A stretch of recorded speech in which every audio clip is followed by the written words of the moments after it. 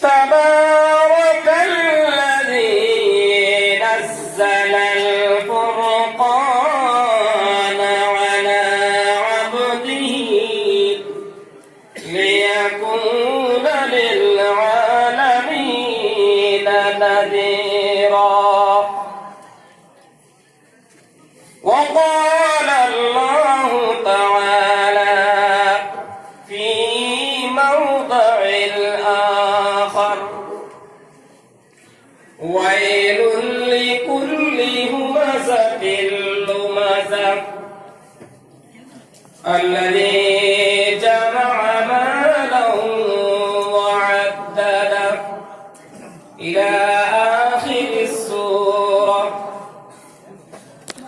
قال النبي صلى الله عليه وسلم: إن الجنة تشتاق إلى 5 نفر: تالي القرآن، وحافظ اللسان، ومطعم الجيعان، إلى آخر الحديث.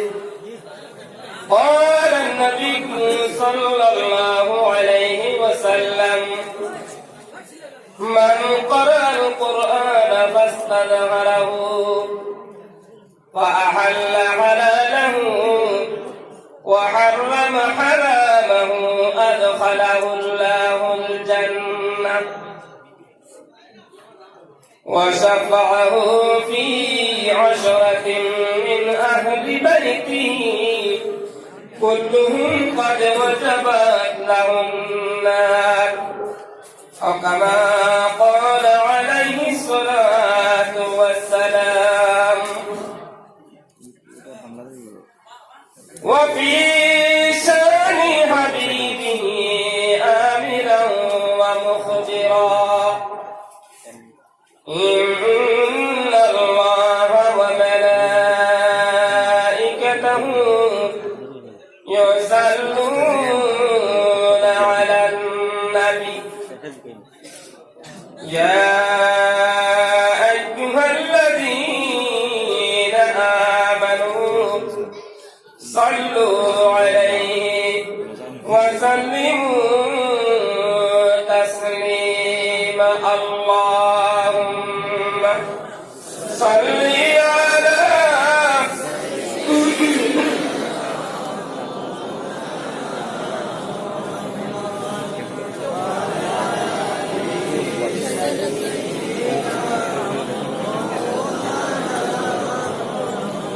মাশাআল্লাহ জবান করে আল্লাহুম্মা সাইয়্যিদিনা মাওলানা মুহাম্মদ ওয়া আলা আলি সাইয়্যিদিনা।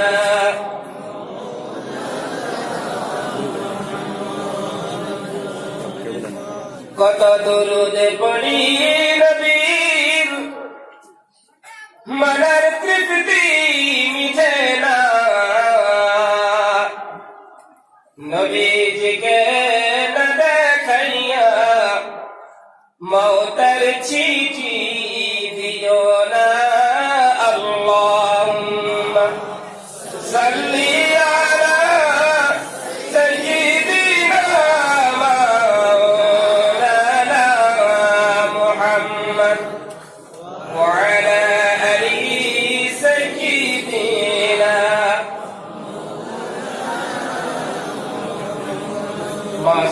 মানুষ সবাই যদি যার মনে করে অন্তর থেকে পড়ে আওয়াজটা আর একটু সুন্দর হবে। সবাই আমরা একসাথে 2-1 মতো পারবো না? ইনশাআল্লাহ দূর পড়ে পারবো না? তাহলে যে একবার পড়ে নেই জোরে জোরে আল্লাহুম্মা সাল্লি আলা সাইয়্যিদিনা মাওলানা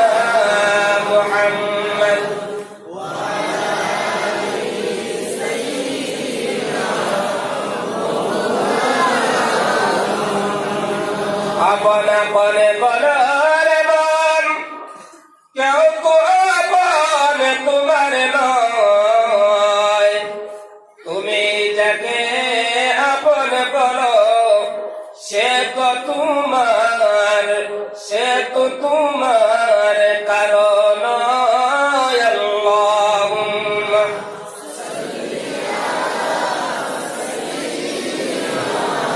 আল্লাহুম্মা মাওলানা মুহাম্মদ ওয়া আলা আলি সাইয়্যিদিনা। একটু জিকির করুন লা ইলাহা ইল্লাল্লাহ,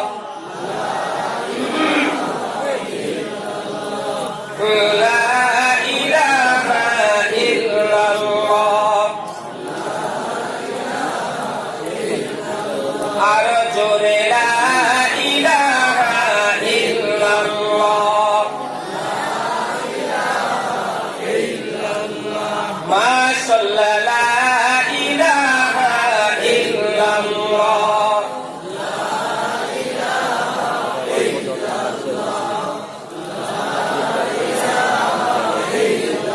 বিলাল বলে এক আল্লাহ, ও মায়া দিল কত জ্বালা। আমার আল্লাহ বলে ও জিবরাইল, খুলে দাও জান্নাতের তালা। লা ইলাহা ইল্লাল্লাহ, লা ইলাহা ইল্লাল্লাহ। সুবহানাল্লাহ আলহামদুলিল্লাহ, লা ইলাহা ইল্লাল্লাহ। সুবহানাল্লাহ আলহামদুলিল্লাহ, লা ইলাহা ইল্লাল্লাহ, লা ইলাহা ইল্লাল্লাহ, মুহাম্মাদুর রাসূলুল্লাহ সাল্লাল্লাহু আলাইহি ওয়াসাল্লাম।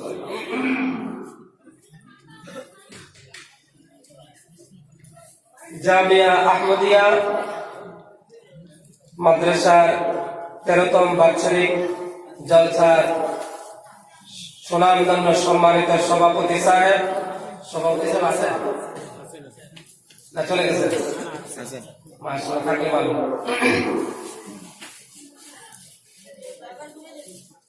এই জলসাতে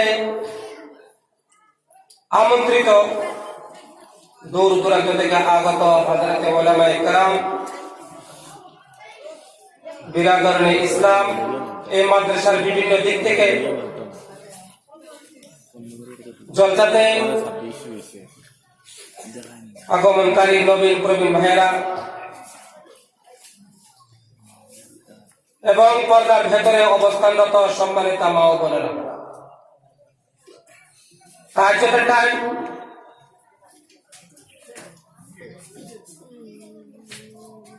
দিন যত ঘনিয়ে আসে দুনিয়ার বাড়িঘরের দরজা জানালাগুলো বন্ধ করা হয়, আর রাত যত গভীর হয় আল্লাহ তাআলার আসমানের রহমতের দ্বারগুলো খুলে দেওয়া হয়। জোরে বলেন সুবহানাল্লাহ। আমার একটা বাকু বাকু আমার প্রায় মাহফিলে সিরিয়াল মোটামুটি 12টার আগে আসে না।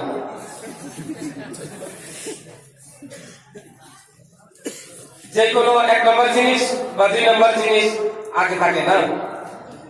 কোন কোন সময় কোন দিনের স্বার্থে একটু পিছনে যেতে হয়। এটা কারো করে স্বার্থ নয়, একমাত্র দিনের স্বার্থ, মাদ্রাসার স্বার্থ, ঠিক কিনা? মাদ্রাসা। তবে বর্তমানে যে টাইমটা আছে এটা একটা খুব মূল্যবান টাইম।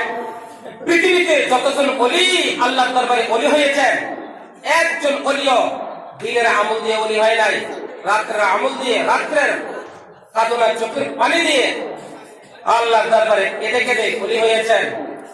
যেই সময় ওলি হয়েছেন সেই সময়টাই হলো এই টাইম, তার মানে তাহাজ্জুদের টাইম। যারা এখানে বসে আছেন, বিরাট বড় ভাগ্যের ব্যাপার। ইনশাল্লাহ থাকবো সবাই, ইনশাআল্লাহ। মাশাআল্লাহ। ইনশাল্লাহ বললে ইনশাল্লাহ মাস্টার মধ্যে একটু আবার ফাঁক আছে। হুজুর ওয়াদা তো করি নাই, ইনশাল্লাহ বলেছি। ইনশাল্লাহ মানে আল্লাহ তৌফিক দিলে চলে যাবে। এই যে এই টাইমের মধ্যে হলো আমাদের দেশে হলো কুরাইল্লা ওয়াজ। কুরাইল্লা ওয়াজ বুঝেন? আগা করার মিল নাই। ওইটা বললো কুরাইল্লা ওয়াজ। আর কুরাইল্লা ওয়াজ না করলে বলকাকে ধরে রাখা যাবে না। পাবলিক আলোচনা শুরু করার আগে আরেকটা কথা বলি, অনেক শ্রোতা কাল কিয়ামতের ময়দানে জাহান্নামে যাবে, অনেক বক্তা কাল কিয়ামতের ময়দানে জাহান্নামে যাবে। কারণ কি? বক্তা যাবে ওয়াজ করার কারণে, আর শ্রোতা যাবে ওয়াজ শোনার কারণে। কারণটা কি?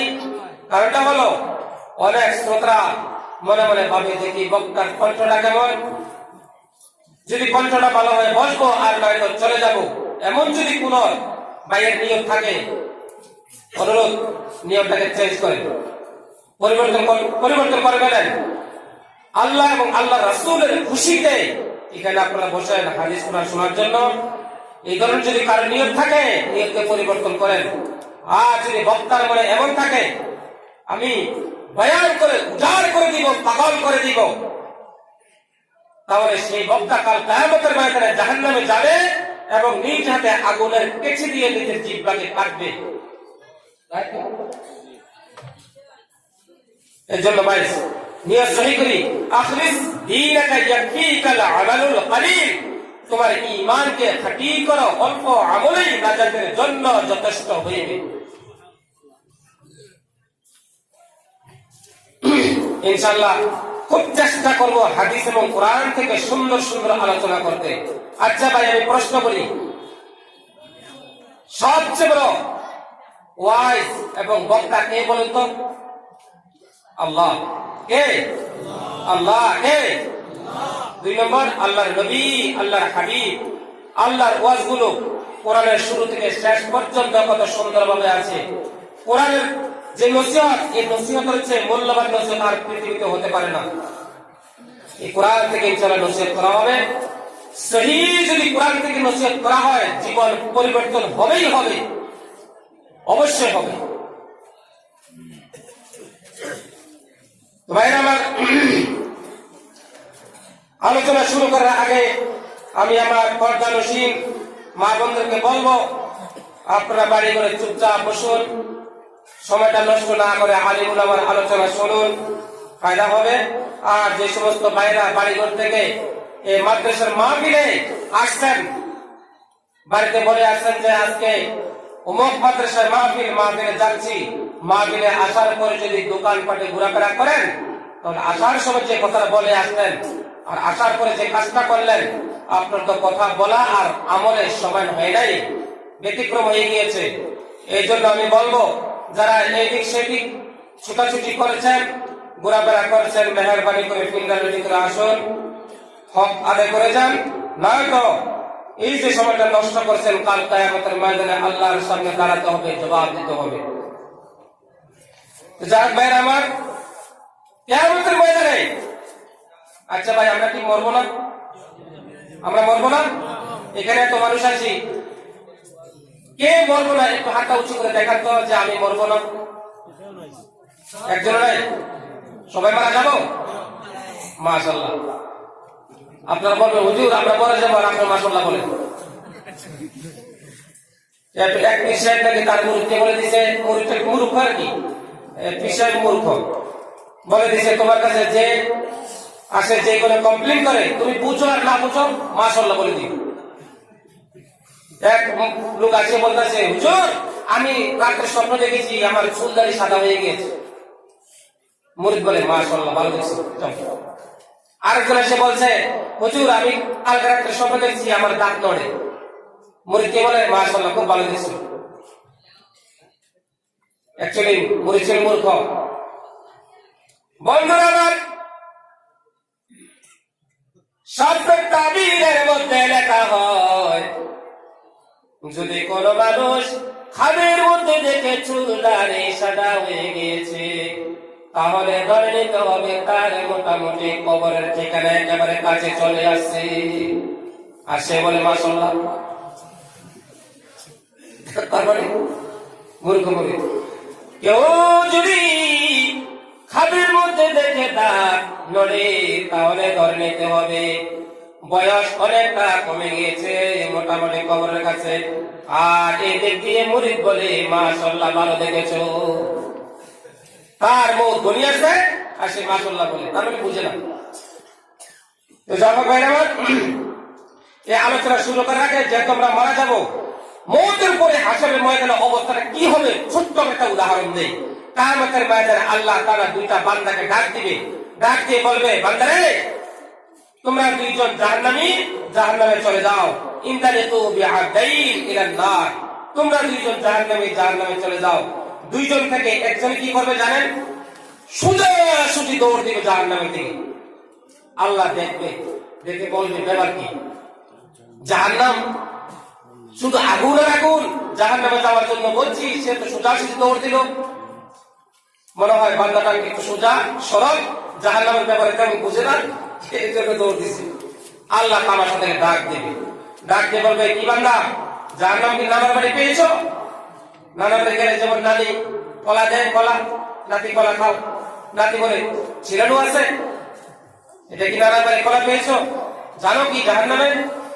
তখন বান্দাটা আল্লাহকে বলবে, মাবুদ তুমি বলেছ আজ জাহান্নামে যাওয়ার জন্য আল্লাহ দুনিয়াতে গেছিলাম, তোমার হুকুম বিধান ভালো মতে আদায় করতে পারি নাই। আল্লাহ গো, আজ তুমি হুকুম দিয়েছো জাহান্নামে যাওয়ার জন্য, মনে মনে ভাবছিলাম তোমার হুকুম পাওয়ার সঙ্গে সঙ্গে দৌড় দিয়ে গিয়ে জাহান্নামে পড়ে দেখাইবো আল্লাহ আজকে তোমার হুকুম মানলাম। চিল্লায় বলেন সুবহানাল্লাহ। আল্লাহ খুশি হয়ে যাবে। আর একজন বান্দাকে জাহান্নামে যাওয়ার জন্য আল্লাহ তাআলা হুকুম দেবে, বান্দারে আজকে তুমি জাহান্নামে চলে যাও। ইনতালিকু বিআদাইন ইলান নার। ওই মানুষটা জাহান্নামের দিকে যাবে, আবার ফিরে ফিরে আল্লাহর দিকে তাকাইবে। আল্লাহ তামাশা দেখবে, তামাশা দেখে বান্দাকে ডাক দিয়া বলবে, কিরে বান্দা তুমি জাহান্নামে যাও, আবার দেখি তুমি আমি আল্লাহর দিকে বারবার ফিরে ফিরে তাকাও, তার কারণ কি? কথাগুলো বোঝা যায়? আল্লাহ বলবে, ব্যাপার কি? তুমি যাচ্ছ জাহান্নামে, আবার ফিরে ফিরে তাকাচ্ছ। তখন সেটা উত্তর দিবে, মাবুদ দুনিয়াতে যখন না গিয়েছিলাম আল্লাহ তাআলা তোমার কোরআন শরীফের মধ্যে প্রত্যেকটা সূরার উপরে লেখা আছে বিসমিল্লাহির রহমানির রহিম। মাবুদ বিসমিল্লাহর মধ্যে তুমি রহমান এবং রহিম লেখা আছে, তার মানে তুমি দয়ালু। তুমি হুকুম দিয়েছো জাহান্নামে যাচ্ছি, আবার বারবার তোমার দিকে তাকাচ্ছি। এই জন্য মাবুদ তুমি জানে দয়াল, তুমি জানে রহমান রহিম, তোমার দয়ার জন্য বারবার তোমার দিকে ফিরে ফিরে তাকাচ্ছি। আল্লাহ বলবে দুইজনকে ডাক দিয়ে, ইনতালিকু বিআদাইন ইলাল জান্নাহ, যাও রে বন্ধু যাও, দুইজনকে মাফ করে দিলাম, দুইজনে জান্নাতে চলে যাও। চিৎকার দিয়ে বলেন সুবহানাল্লাহ। আলোচনা শুরু করার আগে এটা কেন বলছি জানেন? আর কিয়ামতের ময়দানে অনেক মানুষ একটা সওয়াবের জন্য একাক হয়ে যাবে, একটা সওয়াবের জন্য বাবার কাছে যাবে, মার কাছে যাবে, পূর্ণ করার জন্য দিবে না।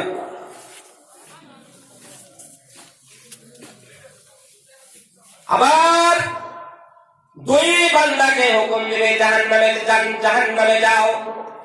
দুইজন থেকে একটা লোক আল্লাহর কাছে ডাক দিয়ে বলবে, মাবুদ আমি কেন জাহান্নামে যাব? আল্লাহ বলবে তোমার সওয়াবের শর্ত রয়েছে। বলে কয়টা সওয়াব?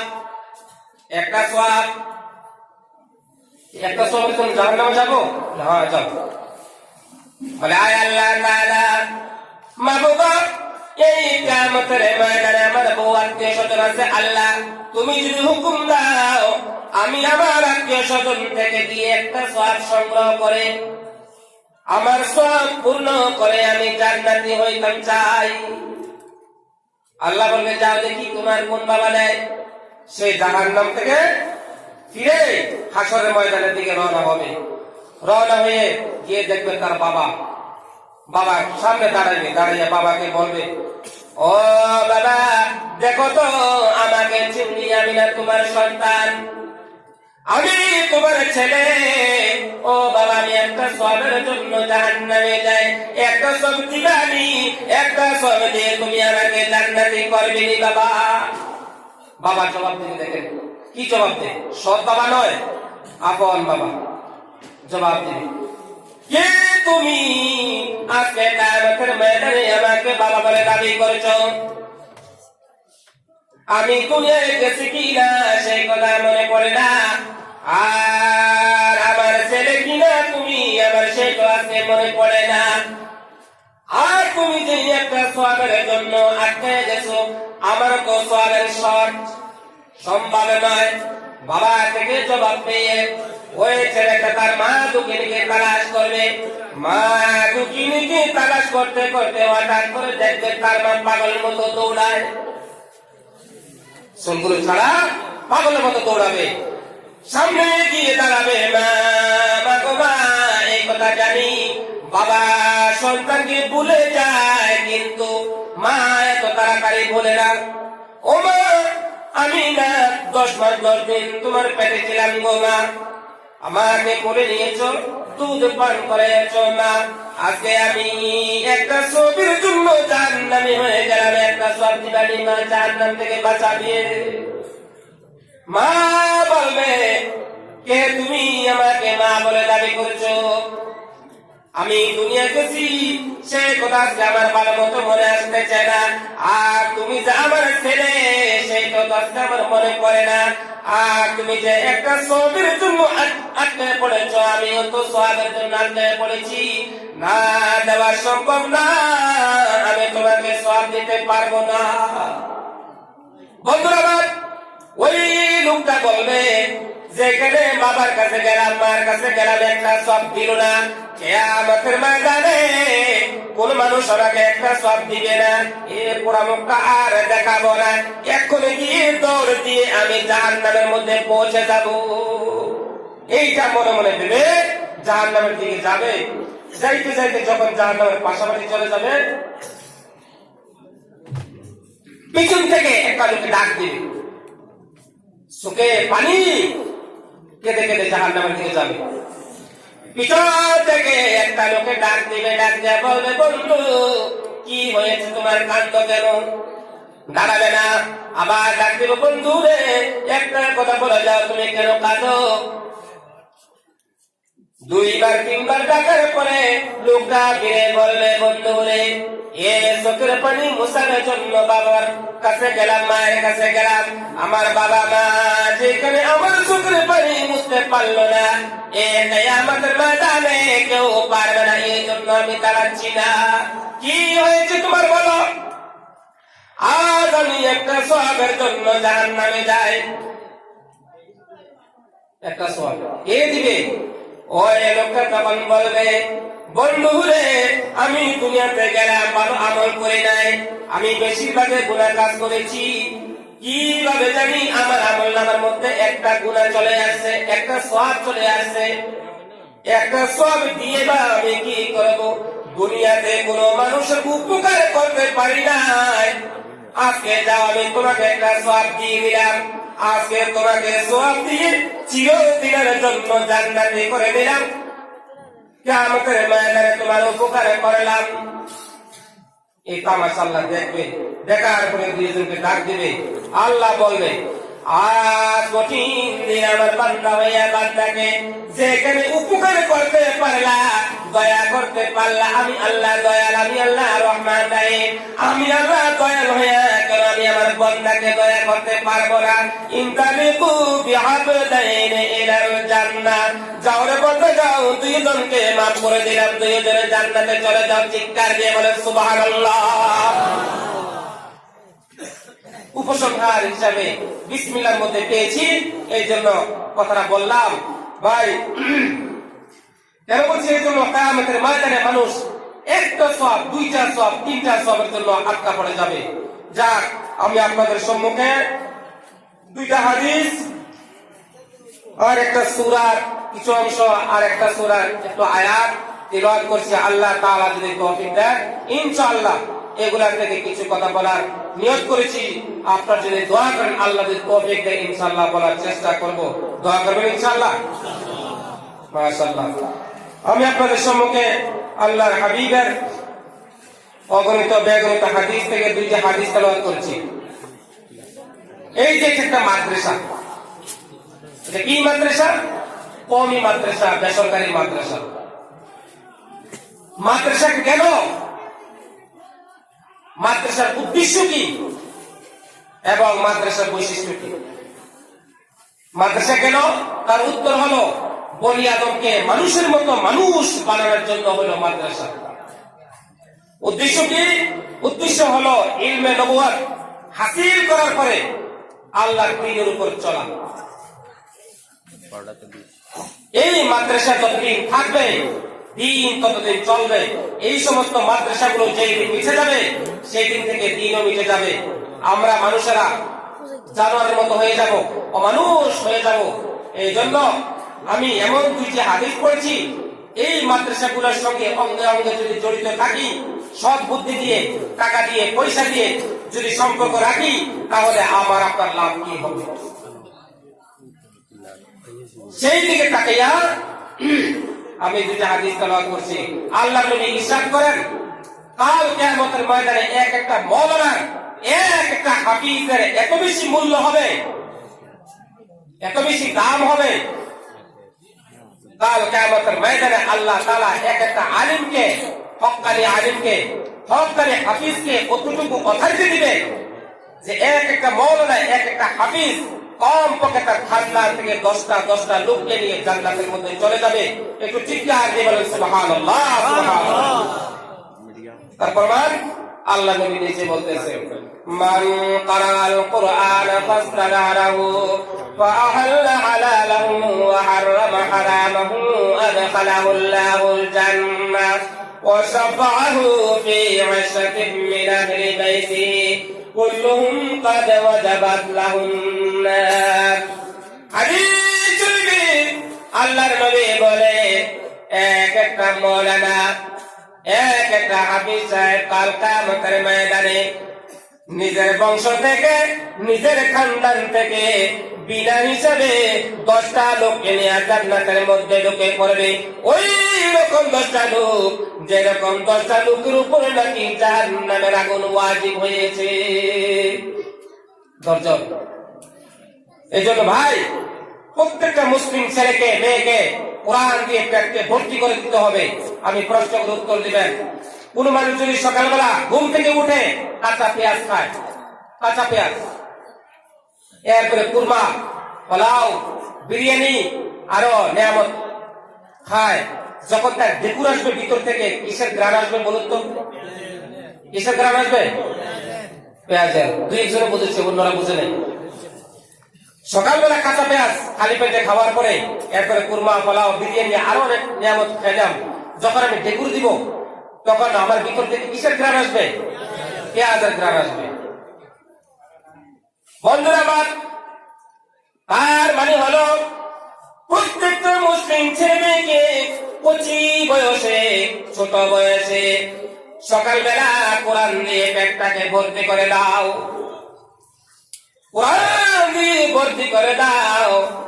এরপরে যদি সে ডক্টর হয়, মাস্টার হয়, ইঞ্জিনিয়ার হয়, আরো যা কিছু হয়, দুনিয়ার যত বড় শিক্ষিত হয়, কোন ব্যাপারে যদি কোনো কথাবার্তা হয়, সে কোনদিন কোরআনের বিরুদ্ধে কথা বলবে না বাবা। সে যখন কথা বলবে, তার ভিতর থেকে কোরআন শরীফের গ্রান আসবে। চিল্লে বলেন সুবহানাল্লাহ। কোরআনের গালবে। আবার অনেক মানুষ করে কি, মুক্ত মেয়ে ছেলে মেয়ে পাঠায় না, কোরআন শিক্ষা দেয় না, শুধু ডক্টর বানায়, জেনারেল শিক্ষা দেয়। এইভাবে অনেক ছেলে মেয়ে জেনারেল শিখে শিখে কোরআনের বিরুদ্ধে মন্তব্য করা শুরু করে দেয়। করে না ভাই? করে না? অনেকে করে। অনেক মেয়েরা বলতে আমি শুনেছি যে পর্দা করাটা আল্লাহ যে পর্দার ব্যাপারে বলেছে বলাটা ঠিক হয় না। আমি শুনেছি, আমার সঙ্গে তর্ক হয়েছে। ওই তার মানে কি? তার মানে তার মা বাবায় ছোটকালে তাকে কোরআন শিক্ষা দেয় নাই, কোরআন শিক্ষা দেয় নাই, তাকে শিক্ষা দিয়েছে ইংরেজি, বাংলা, আর অন্য কিছু যা আছে, বিজ্ঞান, এসে শিক্ষা দিয়েছে, কোরআনটা শিক্ষা দেয় নাই। যদি সত্যকারে কোরআন শিক্ষা দিত, কোনদিন তার মুখে এই বক্তব্য আসতো না।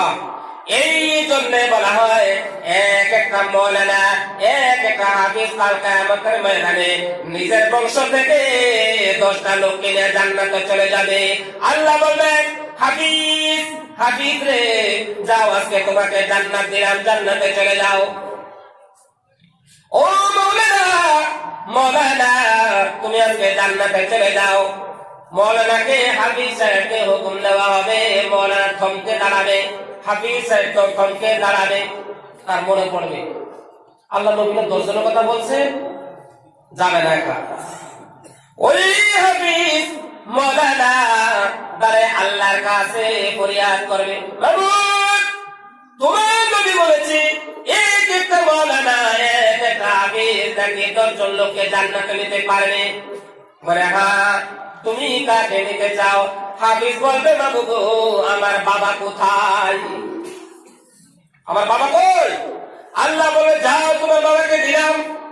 হাফিজ বলবে, মাবুদ, আমার মা কোথায়? আল্লাহ বলবে, যাও, তোমার মাকে দিলাম। আমার দাদা কই? আল্লাহ বলবে, যাও, তোমার দাদাকে দিলাম। মা, দাদি কই? আল্লাহ বলবে, যা রে মৌলানা, যাও, তোমার দাদিকে দিলাম। কজন হলো? কজন? গল্প বলছি না, হাদিস থেকে বলছি। অনেকে তো মনে করে মাদ্রাসা ছাত্রদেরকে দেওয়া খাওয়ানো মনে হয় বেকার, আলিম উলামাকে দেওয়া বেকার। না, কত উন্নত কাজ। এক একটা মৌলানার চেহারার দিকে তাকায়া থাকলে আল্লাহ সগীরা গুনাহ মাফ করে দেয়। জোরে বলেন সুবহানাল্লাহ। একজন চেয়ারম্যানের চেহারাতে তাকাইলে, চেয়ারম্যানের চেহারার দিকে তাকাইলে গুনাহ মাফ হয় না? হুজুর, প্রশ্ন করতে পারো, মৌলানা মানুষ, চেয়ারম্যানও মানুষ, চেয়ারম্যানের চেহারার দিকে তাকাইলে গুনাহ মাফ হয় না, কিন্তু আলিম উলামার চেহারার দিকে তাকাইয়া থাকলে আল্লাহ সগীরা গুনাহ মাফ করে দেয়। তার কারণ কি? এজন্য রে ভাই, এক একটা হাফেজ এবং মৌলানার সিনার মধ্যে আল্লাহ তাআলার 30 পারা কোরআনের ইলম আছে। এই জন্য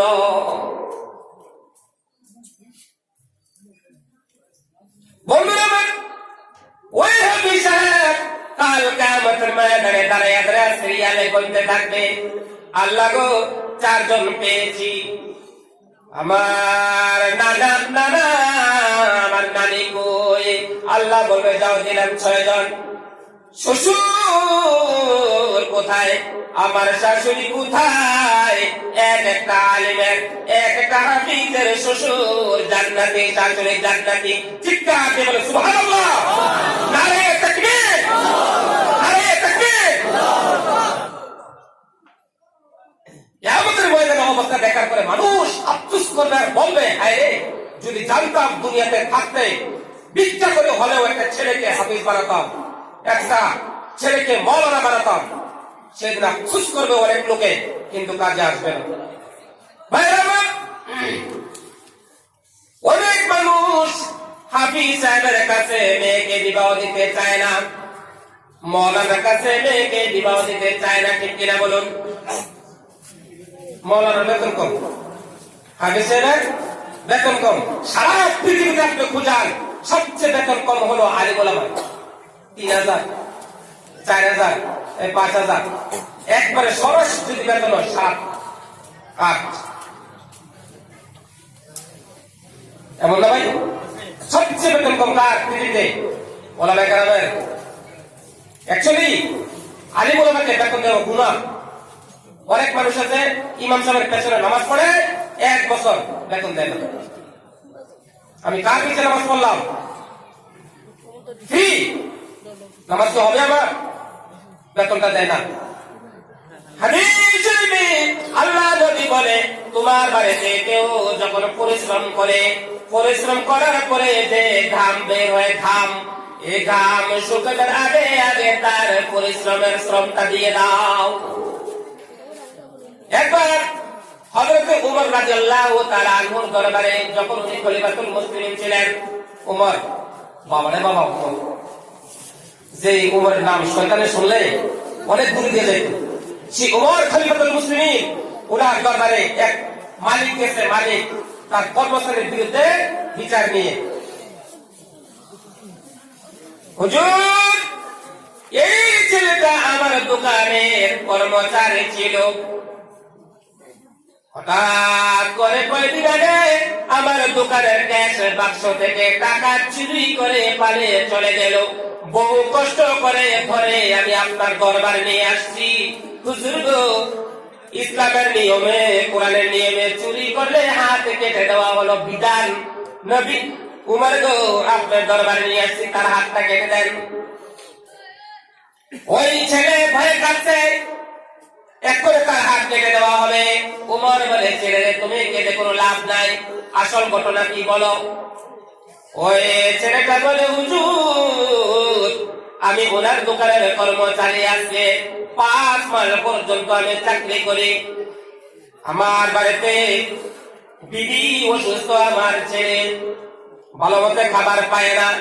আমি ওনার কাছে বেতন চাই, উনি আমাকে বেতন দেয় না, আমি যাইতে পারি না। পরিশেষে আমি অপারগ হইয়া নৈরাশ হইয়া উনার কেশ বাক্স থেকে গলে গলে আমি 2 মাসের বেতন নিয়ে যাই।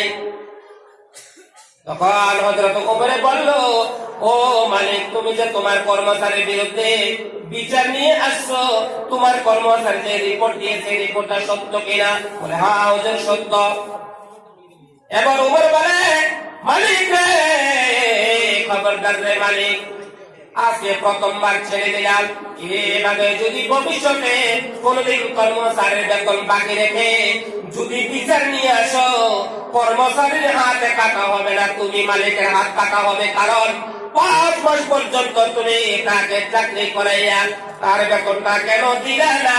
তুমি একটা মালিক হইয়া তুমি কর্মচারীর উপরে জুলুম করেছ, তার নাম ইসলাম। তুমি জুলুম করেছ, যা চলবে না এই জুলুম। এই জন্য বন্ধু আমার,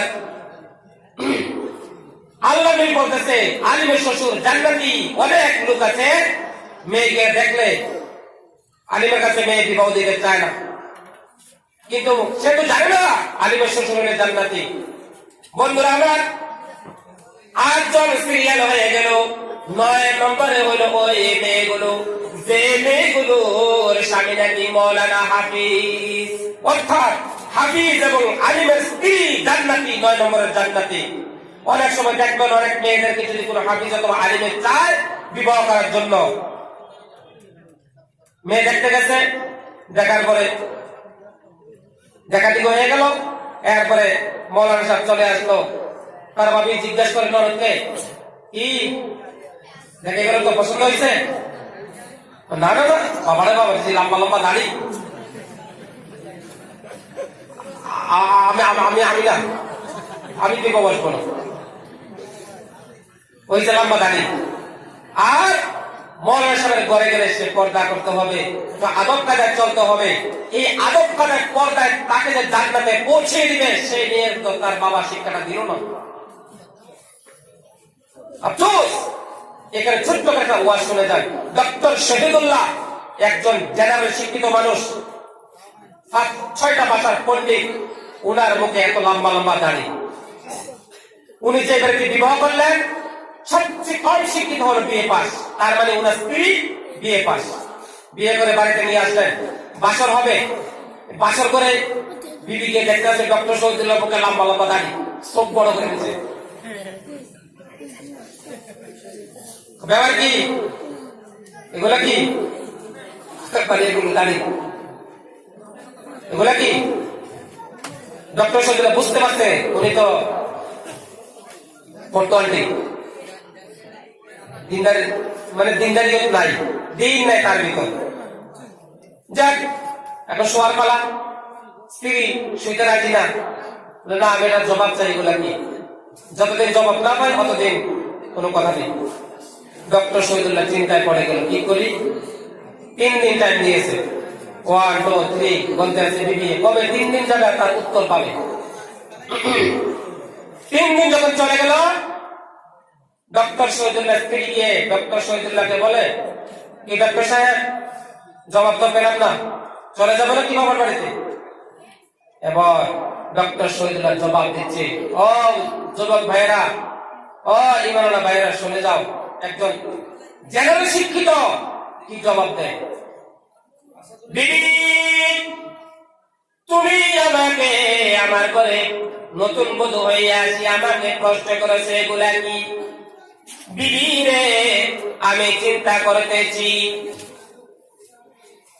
তুমি সুন্দরী বিবির মন খুশি করব নাকি আমি আমার নবীর মনকে খুশি করব?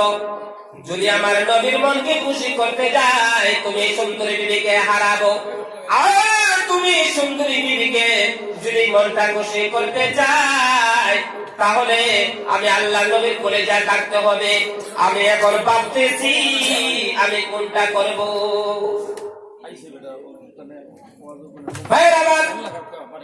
ডক্টর শহীদুল্লাহ কোনদিন একটা মেয়ের জন্য নবীর কলেজাকে কাটবে না, নবীর কলেজার মধ্যে আঘাত দিবে না। বিবি বুঝতে পারছে, চালাক ছিল তো, একটু বিয়ে পাস মানুষ, চালাক না, বুঝতে পারছে আমার মতো বিবি একটু 2টা বা 10টাকে তালাকে দিতে রাজি হয়ে যাবে। তবে কোনদিন ডক্টর শহীদুল্লাহ আল্লাহ নবীর কলেজার মধ্যে কষ্ট দিবে না, এটা বুঝতে পেরেছে। বুঝতে পেরে দৌড়াইয়া যায় ডক্টর শহীদুল্লাহর হাতে পায়ে ধরছে, স্বামী স্বামী রে, আমার ভুল হয়ে গেছে, এই যে গাড়ি কাটলে নবীর কলেজা কাটা হয়েছে আমি জানি না, আমার মা বাবা আমাকে কোনোদিন এই শিক্ষা দেয় নাই, এই শিক্ষা কোনোদিন পাই নাই, বিবির আমি ভুল করে দিয়েছি, মেহরবানি করে আমাকে আপনি মাফ করে দেন। কথা দিলাম যতদিন আপনার ঘরের বিবি হইয়া থাকবো আর কোনোদিন এ দাড়ির ব্যাপারে প্রশ্ন করবো না। চিল্লে বলেন সুবহানাল্লাহ। আরে করলেন সরকারি উচ্চ পদের চাকরিওয়ালা, করলেন বদিনী মানুষ, সে বিয়ে করেছে একটা আল্লাহর ওলির বাড়িতে, ওলির মেয়েকে বিয়ে করে নিয়ে আসে, তার স্ত্রীকে তার বন্ধু বান্ধব দেখতে আসবে, সে করছে কি বাড়িতে আসিয়া এইভাবে কোর কেচি নিয়ে দাড়ি কাটা স্টার্ট করছে। বিবি দেখছে জানানো পাক দিয়ে, দেখে বলতে হোক এগুলা কি আপনি দেখতেছি প্ল্যান করতেছেন তো করে নেবে, বলে চুপ, তুমি ঘরে বসে থাকো, তুমি এগুলো নিয়ে না বলা কেন? আমার কথাগুলো বুঝতে পারতেছেন আপনারা? মুশকিল তো, আপনারা তো সিলেটি মানুষ, ও ভাই আমরা তো বলি এদিক সেদিক, আমরা কুমিল্লার ভাষায় কথা বলি, একটু বুঝাইতে কষ্ট হয়। এই কুমিল্লা লোক আর সিলেটি এক লোক দুইজনে বন্ধুত্ব করছে, তো সিলেটি লোকটা একটু চোখে কম দেখে আর কি, এক বন্ধু আরেক বন্ধুকে দাওয়াত করছে, সিলেটি বন্ধু কুমিল্লার বন্ধুকে দাওয়াত করছে, বন্ধু আমার বাড়িতে আসো, আসছে বেড়ে গেল। এরপরে কুমিল্লার বন্ধুকে দাওয়াত করল, কুমিল্লার বন্ধু সিলেটের বন্ধুকে দাওয়াত করলো, আমার বাড়িতে আসো, গেল। যাওয়ার পরে বন্ধু কি খাইবা, তোমার জন্য কি আনবো? বলে সাদা মিষ্টি নিয়ে আসি তোমার জন্য। কুমিল্লার বন্ধু বলছে সিলেটের বন্ধুকে, সিলেটের বন্ধু চোখে দেখে না, কুমিল্লার বন্ধু বলছে তোমার জন্য সাদা মিষ্টি নিয়ে আসি। সিলেটের বন্ধু বলে সাদা কি জিনিস, সাদা কি জিনিস? সাদা কোন তাকে চিনিতেছে, সাদা তুমি চিনো না? বলে না, সাদা হলো ওই যে জলাশয়ের মধ্যে থাকে বক, বকের মতো সাদা, বকের মতো সাদা, একটু বক দেখে নেন, বকের মতো সাদা। বকের মতো সাদা কিভাবে বুঝায়? যে কোনো ভাবে বকেরটা নিয়ে আসছে, ওই দেখো এই হইল বক, এই বকের মতো সাদা। বকের এখন মাথা থেকে ধরে এইভাবে হাঁটাইতে হাঁটাইতে মোটামুটি একবারে পা পর্যন্ত গেছে, দেখতেছে 13-14 পাকা। ওইটারে কি সাদা পাহাড়, এই সাদা বলে বাবারে বাবা বাপ চাই, এই সাদা আমি খাবো না। আমার বলা কোন দিকে আটকাইবে, না যাবে উপরে না যাবে নিচে, আমি পরে মারা যাবো, আমার সাদা খাওয়ার কাম না। এরপরে যখন সিলেটে বন্ধুর বাড়িতে আসে, কুমিল্লার বন্ধু, বন্ধু কোন গু খাইতেন? কুমিল্লার বন্ধু বলে কি আমি এর বাড়িতে আসলাম বেড়াইতে, এই বলে আমাকে গু খাইতাম না। বন্ধু কইতেছি সাদা গু খাইবেন না কালা গু খাইবেন? আরে কয় কি না না আমি সাদা গু খাইতাম না কালা গু খাইতাম না, ঠিক আছে কি? তো ভাষার ডাইভার্সিটি এটা একটু পার্থক্য থাকে ভাই। অ্যাকচুয়ালি এক জায়গার লোক আরেক জায়গার মানুষকে বুঝাতে একটু অনেক কষ্ট হয়, কিন্তু যারা শুনে তারা একটু বুঝে নিতে হয়। আমার কথাগুলো কি বোঝা যায়? বোঝা থেকে ভালো, না বুঝতে আরো ভালো। বন্ধুরা ওই কর্ণের দাঁড়িয়ে একেবারে চপ্পান চপ্পান করে পরিষ্কার করে অপেক্ষা করেছে তার বন্ধুরা আসবে। বিবি করছে কি জানেন? পেছন দিক দিয়ে বেরিয়ে গেছে ঘরে গিয়ে একটা মেয়েকে ডাক দিয়েছে, এই আসো। সাবান আনো তো, আর একটা ব্লেড আনো। সাবান ব্লেড আনে মাথার মধ্যে দিয়ে বললাম মাথার কামাই দত, একটা নতুন বউ মাথা কামাই দিচ্ছে। মাথা কামাই সুন্দর করে নামটা ঘুমটা দিয়ে পালঙ্কে বসে আছে। বন্ধুরা আসছে, দেখছে কাপড় উঠাইতে চায়, উঠাইতে দেয় না। যাক রাত্রে শুতে গেছে, তো তার যে অফিসটা করেন, অফিসটা কিন্তু ওই দিন আসে নাই, চুলকা টানকা বন্ধুরা আসছে। যখন নাকি রাত্রে শুতে গেছে, এরপরে যখন মাথা কাপড় পড়ে গেছে, ধার ধার লাগতেছে। কি রে তোমার মাথায় কি করাত নাকি? কি হয়েছে? ধার ধার লাগেছে। লাইট তো লাইট দেখে লাইট দিচ্ছে, দেখে ডাবল দেখা যায়, পুরা তেল হয়ে গেছে। মাথা কামাইছে তো কামাইছে, আরো তেল দিয়ে দিচ্ছে। এবার মাথা কামানোর পর যদি তেল দিয়ে দেয়, লাইট আপনার চেহারা পুরো দেখা যাবে, ঠিক না? আরে বিবি তুমি কি করলা? আমার স্টাফ অফিস স্টাফ এখন আসে নাই, তোমাকে দেখতে আসবে, আমি বিয়ে করছি, তুমি কি করলা? বিবি বলে চুপ, সাবধান, তোমার গাড়ি করছো তোমার অধিকার, আমি চুল কামাইছি আমার অধিকার। কেন জানেন? সৎসঙ্গ স্বর্গবাস, অসৎসঙ্গ সর্বনাশ। কর্ণের বদ্ধির লোক, সে বিয়ে করেছে আল্লাহর কলির মেয়ে। আল্লাহর কলির মেয়ে কিভাবে শিক্ষা দিচ্ছে দেখেন। এবার কর্ণের করলো কি? বিবিরে তার হাত দিছি, বিবি বুঝেছি বুঝেছি, বিবি তুমি আমাকে এভাবে করবে বললে আমাকে মানাইতে পারবে না, এই জন্য তুমি তোমার মাথা কামাইয়া তোমার অধিকার আদায় করলারে বিবি। ও বিবি বুঝতে পেরেছি, কথা দিলাম রে বিবি, তুমি আমার ঘরে যতদিন স্ত্রী হয়ে থাকবা, কথা দিলাম আমি কোনোদিন মুখের দাড়ি আর কাটবো না। কেন? আল্লাহ রাব্বুল আলামিন পুরুষের চেহারাকে সুন্দর করেছেন লম্বা লম্বা দাড়ি দিয়ে, আর মহিলার চেহারাকে সুন্দর করেছেন লম্বা লম্বা চুল দিয়ে, ঠিক না? ঠিক না ভাই? যারা দাড়ি রাখেন নাই বড় কষ্ট নেবেন না প্লিজ। যারা দাড়ি কাটেন 24 ঘন্টায় হারামের গুনার মধ্যে লিপ্ত, এই অবস্থা যদি মারা যায়, হাজার আমল থাকলেও আল্লাহর নবী কুদরতিভাবে যখন আপনার কবরে আসবে, আপনার চেহারাটাকে দেখার সাথে সাথে নবীর চেহারাকে দেখে ফেলবেন, আমার উম্মতের না, আমার উম্মত না সে। এই জন্য ভাই এই আশা দুনিয়ার সুন্দর দেখে এই আশার ফাতেমা উড়ে কোনো লাভ নাই। একটু আমরা আমল করি ভাই, আমলে আসি, দাড়িটা রাখি সুন্দর মতে। দাড়ি কাটলে আল্লাহ নবী বলছে কি, যে ব্যক্তি দাড়ি কাটে সে যেন আমার কলিজা কাটে। হাদিস শরীফে আল্লাহর নবী বলে, যারা নাকি দাড়ি কাটে, দাড়িকে বিরক্ত মনে করে, সঙ্গে সঙ্গে ইমানি দপ্তর থেকে নামটাকে কেটে দেওয়া হয়। তওবা করতে হবে, কালিমা পড়তে হবে। কেন?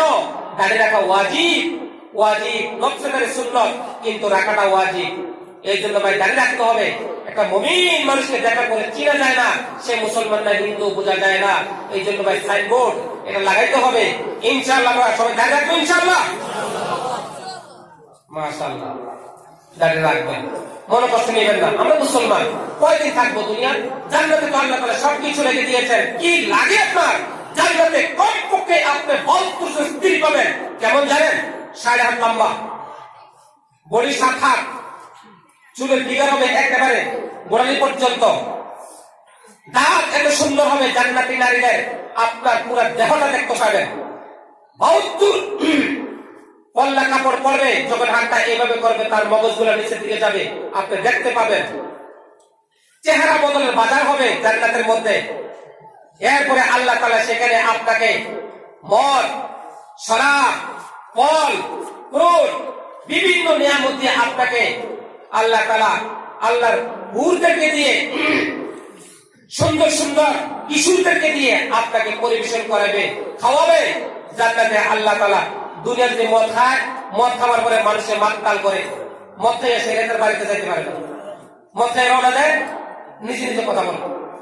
রাস্তার মাঝখানে যদি গাছ থাকে, গাছ সাইডে, গাছকে বলে গাছ, ও গাছ তুই রাস্তার সাইডে থাকস, আজকে তুই মাঝখানে চলে আসছিস। তার একটু পিছন দিয়ে আসছে, আসে দেখতেছে লোক একজন, সে বলে কি ব্যাপার কি? লোক দেখি একজন, সে কথা বলে কার সঙ্গে? কাছে কাছে গেছে, গিয়ে দেখতেছে সে মাত্তা মদ খাইয়া হুশ নাই, বাড়ি ও চিনতেছে না, রাস্তা চিনে না। গাছকে, গাছ তুই কি রাস্তার সাইডে যাবি নাকি তোকে আমি নিয়ে যাবো?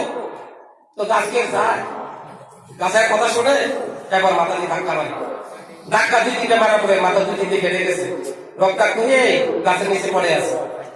স্বামীকে তালাশ করে পায় না, বউ সকালবেলা তালাশ করতে গেছে, গিয়ে দেখতে গাছতলায় পড়ে আছে রক্তাক্ত অবস্থায়।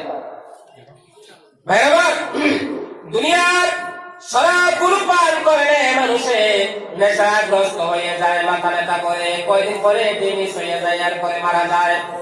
কিন্তু রে বাবা, আল্লাহ রাব্বুল আলামিন সূরা ওয়াকিয়ার মধ্যে কি সুন্দর ভাবে ওয়াজ করে দিয়েছেন, লা ইউসাদ্দাউনা আনহা ওয়া লা ইউনজিফুন। জান্নাতের মধ্যে আল্লাহ তাআলা প্রত্যেকটা জান্নাতি ওয়ালাকে শরাব দিয়ে মেহমানদারি করবেন। যে শরাব খাবার পরে আপনার ভিতরে যতটুকু যাবে অতটুকু আরাম হবে, কোনোদিন মাথা ব্যথা হবে না, কোনোদিন আপনাকে নেশায় ধরবে না।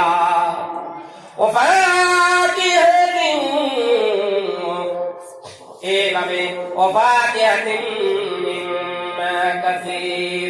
এইভাবে বলে বন্ধুরা আমার, আল্লাহ তাআলা হাজার হাজার রকমের ফল ফ্রুট দিয়ে আপনাকে জান্নাতের মধ্যে মেহমানদারি করবে। এইভাবে আল্লাহ তাআলা ঠাকুর ঠাকুর চৌকাওয়ালা, বড় বড় চৌকাওয়ালা, সুন্দরী সুন্দরী হুর দিয়ে আল্লাহ তাআলা আপনাকে খুশি করবে। আরে আল্লাহ তাআলা আপনাকে এত সুন্দর খাবার দিবে, আপনার মাথার উপর দিয়ে যদি কোনো পাখি উড়ে যায়, আপনি যেটা দেখবেন, দেখার পরে যেটা খাওয়ার ইচ্ছা হবে, একেবারে বাজি গুনাহ হইয়া আপনার সামনে চলে আসবে, আপনি খাবেন। জান্নাতে পেশাব করে লাগবে না, পায়খানা করে লাগবে না, খাওয়ার পরে একবারে খাইতে খাইতে আপনি গলা পর্যন্ত খাবেন, একটা ঢেকুরে দিবেন, সবগুলা হজম হয়ে যাবে, আপনার সেখানে পেশাব পায়খানা জরুরত নাই, করা লাগবে না। আর আপনাকে আল্লাহ তাআলা এত সুন্দর সুন্দর থাকার জন্য বুঝে দিবে, অপরসিম অপরসিম মারফুআ, উঁচু উঁচু বুঝি দিবে থাকার জন্য। আপনি যখন শুইবেন একেবারে নিচের দিকে চলে আসবে, পাম পাম করবে, পাম।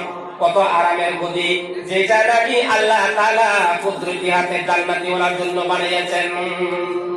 বন্ধুরা আমার, ওই জান্নাতি নারীদের দাঁতের আলো যদি পৃথিবীর দিকে একবার পড়ে, সারা পৃথিবীটা একেবারে আলো আলো হয়ে যাবে।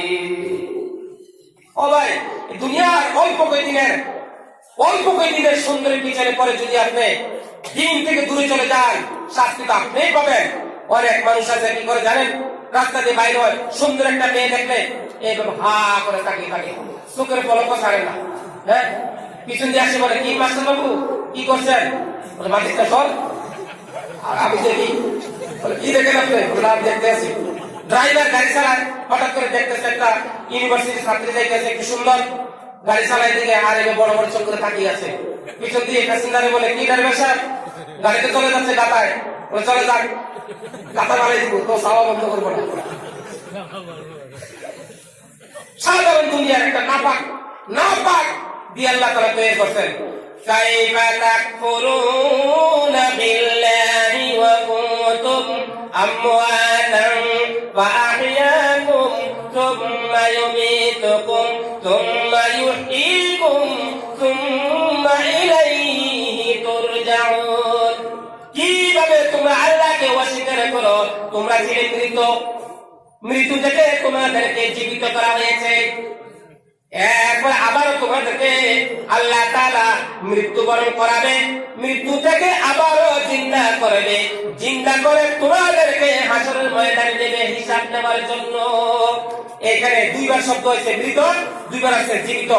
প্রথম যে মৃত শব্দ আসছে এটা হলো আপনার আমার একবারে অস্তিত্ব ছিল না, একেবারে কোনো অস্তিত্ব ছিল না। অর্ধেক ছিলাম নানা বাড়ি, অর্ধেক ছিলাম দাদার বাড়ি, দাদা থেকে নানা থেকে আমার মা বাবা দুইজনকে হালাল করা হয়েছে। দুইজনের নাপাক থেকে আল্লাহ তাআলা আমাকে অস্তিত্বহীন থেকে অস্তিত্বের মধ্যে এনে দিয়েছে, এক ফোঁটা নাপাক থেকে। আমি কি নিয়ে গর্ব করি, কি নিয়ে আমি গৌরব করি, অহংকার করি? আমি তো একটা নাপাক ফোঁটা থেকে তৈরি হয়েছি, আল্লাহ তাআলা তৈরি করেছে। এরপরে 60 বছর 70 বছর হায়াত দিবে, 40 বছর হায়াত দিবে, এরপরে মৌত হবে, আবার মৌতের পরে জিন্দা হবে, জিন্দা হওয়ার পরে হাসরের ময়দানে আপনাকে আমাকে নিয়ে যাবে, সেইখানে আপনার আমার হায়াতের হিসাব আল্লাহ তাআলা নেবে। এই জন্য বাবা বলছি একটু আমরা সাবধান হই, দাড়িটা রাখি। এক বাবা 3 ছেলে ছিল, 3 ছেলে থেকে বড় ছেলে বাবাকে বলছে, বাবা আমি বিবাহ করবো, তো মেয়ে দেখছো নাকি? বলে হ্যাঁ মেয়ে দেখছি। এখন তো ছেলেরা আগে মেয়েদের চিন্তা করে লাগে, বাবার দেখা লাগে না, ঠিক না? মাও দেখা লাগে না। বাবাকে বলে বাবা আমি মেয়ে দেখে চিন্তা করে রাখছি। বলে তাহলে তোমার বাড়িতে বলো না, গিয়ে তোমার বউ যে হবে তাকে দেখে আসতে। এরপরে মেজো ভাইকে পাঠাইলো বউ দেখার জন্য। সুন্দর মেয়েটা, মেয়ে দেখে বাড়িতে আসে, বলে বাবা এই মেয়েটা আমি বিবাহ করবো, আমার ভাইকে না। বাবা চুপচাপ। ছোট ভাইকে বলতেছে আমার ছোট ছেলে কোথায় রে? বলে তো আছি, যাও তো তোমার বড় ভাই বিয়ে করবো, মেয়েটা একটু দেখে আসো। ছোট ভাই গেছে, ছোট ভাই দেখে আসে, বাবাকে বলতেছে বাবা মেয়েটা আমি বিবাহ করবো। এরপরে বাবা বলতেছে ঠিক আছে তোমরা দেখছো, আমি একটু দেখে আসি। বাবা গেছে দেখতে, বাবা দেখতে গিয়ে বাড়িতে আসে, ছেলেদেরকে ডাকাইছে, ডাকাই বলে ছেলেরা শোনো তোমাদের বয়স কম, তোমরা আরো হায়াত পাইবা, আরো বিবাহ করতে পারবা, 3টা 4টা করে আমি বুড়া মানুষ পরে যাবো, এটা আমি বিয়ে করবো, এটা আমি করবো বিয়া। বড় ছেলে তো কি বাবা কি পাগল হয়ে গেল নাকি? সুন্দরের পিছনে মানুষ কত পাগল, বাবা পর্যন্ত গেছে না। এখানে একটা মাসলা বলি ভাই, আমরা যে মেয়ে দেখতে যাই, কোন পুরুষের জন্য হালাল নয় মেয়ে দেখা। যেই ছেলে বিবাহ করবে একমাত্র সেই ছেলে মেয়ে দেখবে, শুধু বিবাহের নিয়তে তার জন্য হালাল দেখাটা। মেয়েও দেখবে ছেলে, ছেলেও মেয়ে দেখবে।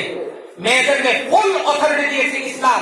বিবাহের আগে তুমি যে ছেলের কাছে বিবাহ বসবে, এই ছেলেকে ফুল তুমি দেখে নাও, অথরিটি দিয়েছে ইসলাম, অধিকার দিয়েছে।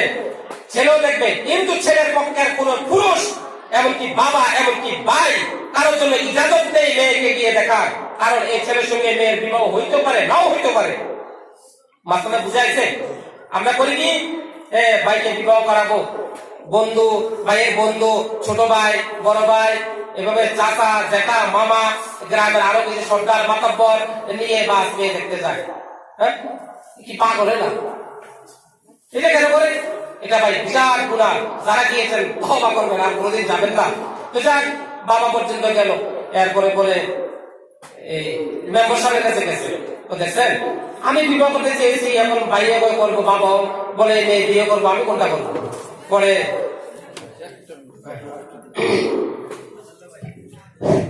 কোনো মফিল কোনো বাইরে হয়েছিল ভাত খানেওয়ালা ভাত খাইছিল, ভাত খান উঠাও খাবে খুলে হয়ে গেল মানুষ।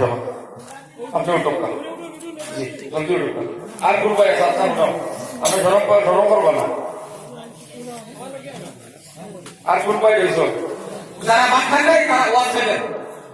জি ওয়াজ করবাই রয়েছে, যদি আর খান উঠাও থাকলে তোমার খাওয়া গেছিল তাই আছো। ঠিক আছে, আলহামদুলিল্লাহ আপনারা বয়ান শুরু কিছু সময়ের ভিতরে বাংলাদেশি সবাই বা তাই কিছু সময় বয়ান করবা এটিতে ফরিদুল জুড়াই দিবা জি জি জি সেজুর আমার কাছে 12 তসবি হইব শেষ দোয়া হইব আপনারা ধৈর্য সহকারে আর সার ব্যবস্থা করে দেয় চা দেখবো আপনারা চা বিস্কুট ফাটাই দেখবো মাশাআল্লাহ কত মহব্বত করে আপনাদেরকে বারবার খবর নিতেছে এটাই ভাই মহব্বতের পরিচয় কতবার খবর নিতেছে আপনারা যদি থাকে কেউ খানা থেকে ছুটে যান তা করবেন না মনে করবেন যে আপনার তকদিরে নেই কিসমতে নেই আলিম হইয়া কতবার খোঁজ নিতেছে এটাই নিয়ম মাশাআল্লাহ তো ভাই মেম্বার সাহেব বলতেছে ঠিক আছে তোমরা থাকো আমি একটু দেখে আসি মেয়েকে মেম্বার সাহেব দেখতে গেছে এবার মেম্বার সাহেব সে বলতে আছে এই বাবু বেটা এদিকে আসো না মেয়েটা তোমরা বিবাহ করো না আমি মেম্বার আমি তো দামি মানুষ আমি এটা বিয়ে করবো প্রধান সাহেবের কাছে বিচার দেখছেন প্রধান সাহেব ঠিক আছে তাহলে তোমরা বসো আমি একটু দেখে আসি আমি প্রধান সাহেব দেখতে গেছে প্রধান গিয়ে প্রধানের পছন্দ হয়ে গেছে মেম্বারকে বলে ভাই মেম্বার তুমি আমার জুনিয়র আমি সিনিয়র এই মেয়ে আমি বিবাহ করবো একবার চলে গেছে একেবারে বিচার কোর্টে কেস করা হয়েছে বলে ব্যাপার কি বলে স্যার মেজিস্ট্রেট সাহেব মেয়ে হলো একটা আর বিয়ে করার ক্যান্ডিডেট 6-7 জন এমনকি মেম্বার প্রধান সবাই বিয়ে করতে চায় তাই নাকি বলে একটা কাজ করো মেয়েটাকে সুন্দর একটা শাড়ি পরাইয়া সুন্দর করে সাজগোজ করে একটা ময়দান নিয়ে ছেড়ে দাও আর বলো দৌড় দিতে আর যারা তারা বিবাহ করবে তাদেরকে বলো পিছন দিয়ে দৌড়াইয়া তার দৌড়তে সবাই রেখে যে দৌড়তে পারবে সেই বিয়ে করবে বন্ধু আমার ম্যাজিস্ট্রেট হুকুম করে দিল মেয়েটাকে সুন্দর শাড়ি পরাইয়া ময়দানে নিয়ে ছেড়ে দিল আর তারা পিছন দিয়ে দৌড়াচ্ছে ওই যে মেয়ে দৌড়াচ্ছে এটা হলো দুনিয়া ওই যে মেয়ে সুন্দরী দৌড়াচ্ছে এটা হলো দুনিয়ার সুন্দর আর পিছন দিয়ে ওই যে মেম্বার চেয়ারম্যান বাপ বেটা দৌড়াচ্ছে এগুলো হইলাম আমরা দুনিয়ার সৌন্দর্যের পিছনে দৌড়াইতে দৌড়াইতে নিজের জীবনটাকে বরবাদ করে দিলাম নিজের জীবনটাকে নষ্ট করে দিলাম এখনো সময় আছে আল্লাহ নবীর নাম নাও আল্লাহ নবীর নাম এখনো সময় আছে আল্লাহ নবীর নাম নাও আল্লাহ নবীর নাম উদাহরণটা বুঝতে পারলাম যদি হাসার জিনিস ছিল কিন্তু বিরাট বড় একটা জিনিস এই যে মেয়েটা দৌড়াচ্ছে তার মানে সুন্দর এইটা একটা সুন্দর চোখে দেখা যায় ধরা যায় না এই জগ একটা সুন্দর চোখে দেখা যায় ধরা যায় না এইভাবে দুনিয়াতে কত সুন্দর সুন্দর জিনিস আছে দেখা যায় ধরা যায় না এই সুন্দরের পিছনে আমরা দৌড়াইতে দৌড়াইতে নিজের জীবনকে বরবাদ করে দিলাম বন্ধুরা আমার আমি বলতেছিলাম এক একটা মৌলানা কাল কিয়ামতের ময়দানে বিনা হিসাবে 10টা লোককে নিয়ে জান্নাতে চলে যাবে মা বাবা দাদা দাদি নানা নানি আলিমের শ্বশুর শাশুড়ি 9 নম্বরে হলো ওই সমস্ত মেয়েগুলো যে সমস্ত মেয়ে নাকি আলিম হাফিজের স্ত্রী হবে আলিমের স্ত্রী হবে 9 নম্বরে 10 নম্বর ওই সমস্ত লোক যে সমস্ত লোকে আলিম উলামাকে সম্মান করেছে আলিম উলামাকে মহব্বত করেছে আলিম উলামাকে ইজ্জত করেছে আলিমকে দেখলে সালাম দিয়েছে আলিমকে দেখলে সালাম দিয়েছে আলিমকে ইজ্জত করেছে 10 নম্বরে অনেক সংখ্যা বেড়ে যাবে লোককে নিয়ে জান্নাতের মধ্যে চলে যাবে এই জন্য বলা হয় কিয়ামতের ময়দানে আল্লাহ তাআলা বান্দাগুলোকে জান্নাতে দেওয়ার জন্য বহুত বাহানা তালাশ করবে বাহানা বুঝেন বাহানা তালাশ করবে বান্দাগুলোকে জান্নাতে দেওয়ার জন্য লাস্ট যে বাহানাটা তালাশ করবে এটা কি জানেন আল্লাহ তাআলা ডাক দিয়া বলবে বান্দারে বলবে বান্দা বল কোনদিন কোন মওলানার সঙ্গে মুসাফা করছিস কিনা বল হ্যাঁ আল্লাহ করেছি যাও মাফ করে দিলাম জান্নাতে চলে যাও আরেক বান্দাকে ডাক দিয়া বলবে বান্দা বল কোনদিন কোন মওলানার সঙ্গে বসে ভাত খাইছনি বলে হ্যাঁ খেয়েছি যাও মাফ করে দিলাম তোমার নাম কি আমার নাম আহমদ আলী আল্লাহ দেখবে কোন বড় আলিমের নাম আহমদ আলী আছে কিনা হ্যাঁ আছে আছে না বাসকান্দি সাহেব রহমাতুল্লাহ আলাইহি আল্লাহ তুমি ওনার কবরটাকে নূর দিয়ে ভর্তি করে দাও ওনার কবরটাকে জান্নাতের ঘর বানাই দাও সকল বলেন আমিন আমিন কোন মানুষের নাম যদি কোন বড় আলিমের নামের সঙ্গে মিলে যায় তাকে খাতির করে আল্লাহ তাআলা জান্নাত দিয়ে দিবে বন্ধুরা আমার, আরেক ঘন্টার মেয়ে ডাক দেয়া বলবে, বলবে বল কোনদিন কোন আলেমকে এক লোটা ওজুর পানি দিছিস বল, বলা আল্লাহ দিয়েছিলাম, যাও তোমার মেয়ে খাতিরে আমি আল্লাহ তাআলা মাফ করে দিলাম। এই জন্য আলিমের সঙ্গে সম্পর্ক রাখবেন, আলিমের সঙ্গে মহাব্বত রাখবেন, নিজের একটা ছেলেকে মাদ্রাসায় পড়াবেন, নিজের একটা ছেলেকে আলিম বানাবেন। আপনার আলিম ছেলে আপনাকে জানাতে দিয়ে মাটি দিবে, আপনি কবরে শান্তিতে ঘুমাবেন। অনেক ছেলে আছে দুনিয়া থেকে রেখে গিয়েছে, ডিস্কো গান শুনে, শুধু ডিস্কো গান বুঝেন, হ্যাঁ পুরো দেখো না ইচ্ছা এমন গান, দুপুর ধাপুর শুধু আওয়াজ দিয়ে শোনা যায়। কি নাম দেয় ডিজে, আরো কি ধরে নাম দেয় আর কি, এগুলো তো অ্যাকচুয়ালি মাঝে আমাদের কানে আসে, যে বাজায়, যে পিকনিকে যায়, হ্যাঁ আরো সফরে যায়, ভ্রমণে যায়, এই যুবক যুবতীরা বাহ, আর মা বাবা হাততালিতে দেখছো আমার মেয়ে পিকনিকে যায়, আমার মেয়ে বাহ কি অহংকারী করে। হাদিস আল্লাহ নবী বলে একটা মেয়ের কারণে কাল কিয়ামতের ময়দানে 4 জন পুরুষ জাহান্নামী হয়ে যাবে। একটা মেয়ের কারণে 4 জন পুরুষ জাহান্নামী। 1 নম্বর বাবা, ওই বাবা জাহান্নামে যাবে যে বাবা তার উপযুক্ত মেয়েকে ছেড়ে দিয়েছে, মেয়ে যা ইচ্ছা তা করেছে, এ বাবা জাহান্নামী। 2 নম্বর ওই ভাই জাহান্নামী যে ভাই তার বোনকে ছেড়ে দিয়েছে, যা ইচ্ছা তা করে। 3 নম্বর ওই স্বামী জাহান্নামী যে স্বামী তার স্ত্রীকে ছেড়ে দিয়েছে, বেপরদাভাবে মেলা যায়, বাজারও যায়, এখানে যায় সেখানে যায়, যাবে নাকি, করবে কি, বিয়ে করে বিদেশ চলে গেছে। কে বলছে বিয়ে করতে? বিয়ে করার পর হযরত আম্মা জান আয়েশাকে জিজ্ঞাসা করছে, আম্মা জান আয়েশা গো, একটা স্ত্রী তার স্বামীকে ছেড়ে কতদিন পর্যন্ত থাকতে পারে? বলছেন 4 মাস 10 দিন। এই জন্য কোন মহিলার যদি স্বামী মারা যায় 4 মাস 10 দিন পর্যন্ত স্বামীর বাড়ি থেকে যায়। যদি বিবাহ বসতে চায় 4 মাস 10 দিন পরে অন্যত্র বিবাহ বসতে পারবে। 4 মাস 10 দিন পর্যন্ত স্বামীর আওতায় থাকতে হবে। মরে যাওয়ার পরেও 4 মাস 10 দিনের পরে ওই স্বামী থেকে খোলা হয়। এই জন্য কোন লোক যদি বিদেশে বিবাহ করে চলে যায় 4 মাস 10 দিনের ভিতরে আসতে হবে, দেখা করতে হবে স্ত্রীর সঙ্গে। কে বলছে তুমি একটা মেয়েকে বিবাহ করে তার হক নষ্ট করতেছ? যাই বহুত বড় গুনাহগার হইতেছে।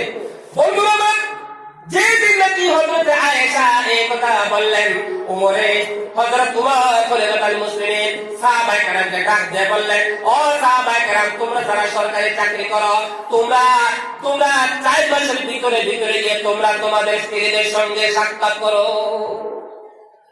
বাড়িতে প্রায় বাড়িতে এভাবে বিয়ে করে, আপনি ছেলে কই, বিদেশ গেছে, এটাকে এটা আমার ছেলের বউ, ছেলের বউ কার মুখ চেয়ে থাকবে, সে যাবে না কেন গুনায়? অবশ্যই গুনায় চলে যাবে। কতক্ষণ সে ঠিক থাকবে? আর শয়তান তো 24 ঘন্টা তাকে অন্তর ঢুকে বাদরবাসী করছে। বলে তো স্বামী তো নাই, যাও না, কে দেখবে তোমাকে? দেখবে না। শয়তানে যতক্ষণ পর্যন্ত গুনার মধ্যে না নিতে পারে ততক্ষণ পর্যন্ত শয়তান তার পিছু ছাড়ে না। এই জন্য বন্ধু, যারা মুরব্বী বাবারা আছেন, মেহেরবানি করে যাদের ছেলে বিয়ে করে পরে বিদেশে চলে গেছে, আরে ভাই ভাত খাওয়ার জন্য বিদেশে গেছে, ভাত কি আসামে নাই? অবশ্যই আছে। আমাদের আল্লাহ কি দুর্বল? আমাদের আল্লাহ দুর্বল নয়। এখানে আল্লাহ তাআলা একটা হুকুম বলছে, খুব শুনেন, ওয়ালা তাকতুলু আওলাদাকুম খাশিয়াতা ইমলাক নাহনু নারযুকুহুম ওয়া ইয়্যাকুম ইন্না ক্বাতলাহুম খিতআন কাবীরা। খবরদার, তোমরা সন্তানকে হত্যা করিও না বাদ কবরের ভয়ে। কেন? আমি তোমাদেরকে এবং তাদেরকে রিজিক দান করি। আমাদের আল্লাহকে দুর্বল? ইন্না ক্বাতলাহুম খিতআন কাবীরা, অবশ্যই তাদেরকে হত্যা করা মহাপাপ। ওয়াজটা ভালো মতো বুঝে যান। অনেক মানুষ নিজের সন্তানকে হত্যা করে, পেটের ভিতর সন্তান চলে আসছে, ঔষধের মাধ্যমে হত্যা করে দিয়েছে। ঔষধের মাধ্যমে হত্যা করে দিয়েছে। আল্লাহ তাআলা কি বলছে? আল্লাহ নবী কি বলছে? নবী বলছে, এ আমার উম্মতেরা, তোমরা ওই বাড়ির মেয়েকে বিয়ে করো যে বাড়ির মেয়েরা সন্তান বেশি দিতে পারে, যে বংশের মেয়েরা সন্তান বেশি দিতে পারে সেই বাড়ির মেয়েকে বিবাহ করো। কেন? কাল কিয়ামতের ময়দানে আমি, আমার উম্মত বেশি হবে, আমি অন্য নবীর থেকে একটু গৌরব করবো যে আমার উম্মত বেশি। খবরদার, তোমরা বাস্তবের বয়ে সন্তানকে হত্যা করিও না। বলুন, আমরা বর্তমানে বাইবেল 9 জন, আগের এক একটা বাবার ঘরে সন্তান ছিল 10 জন, 8 জন, 7 জন, এমন ছিল না? এখন 2 জন, পারলে 1 জন, একটা বলে গেলে এমটি।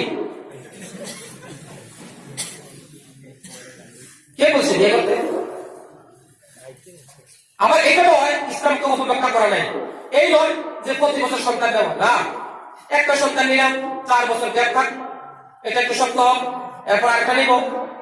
বাবা যদি সরস হয়, মা যদি সরস হয়, ফিটনেস ঠিক রাখার জন্য সন্তানকে হত্যা করা, সন্তান না নেওয়া কবিরা গুনাহ।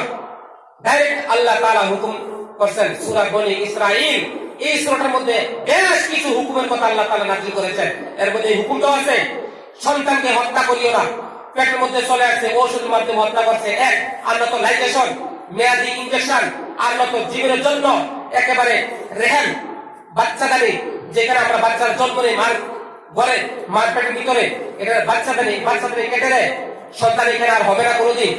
মেয়াদি করে ইনজেকশন অথবা লাইজেশন অথবা এইভাবে এই ওষুধের মাধ্যমে সন্তানকে নষ্ট করে দেওয়া কবিরা গুনাহ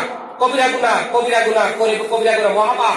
কাল কিয়ামতের ময়দানে প্রত্যেকটা রূহ যাদেরকে হত্যা করা হয়েছে, এই সন্তানগুলো আল্লাহর দুয়ারে গিয়ে দাঁড়াবে, দাঁড়িয়ে আল্লাহর কাছে বিচার চাবে, মাবুদ, আমার মা বাবা কেন আমাকে হত্যা করেছে, আমি বিচার চাই।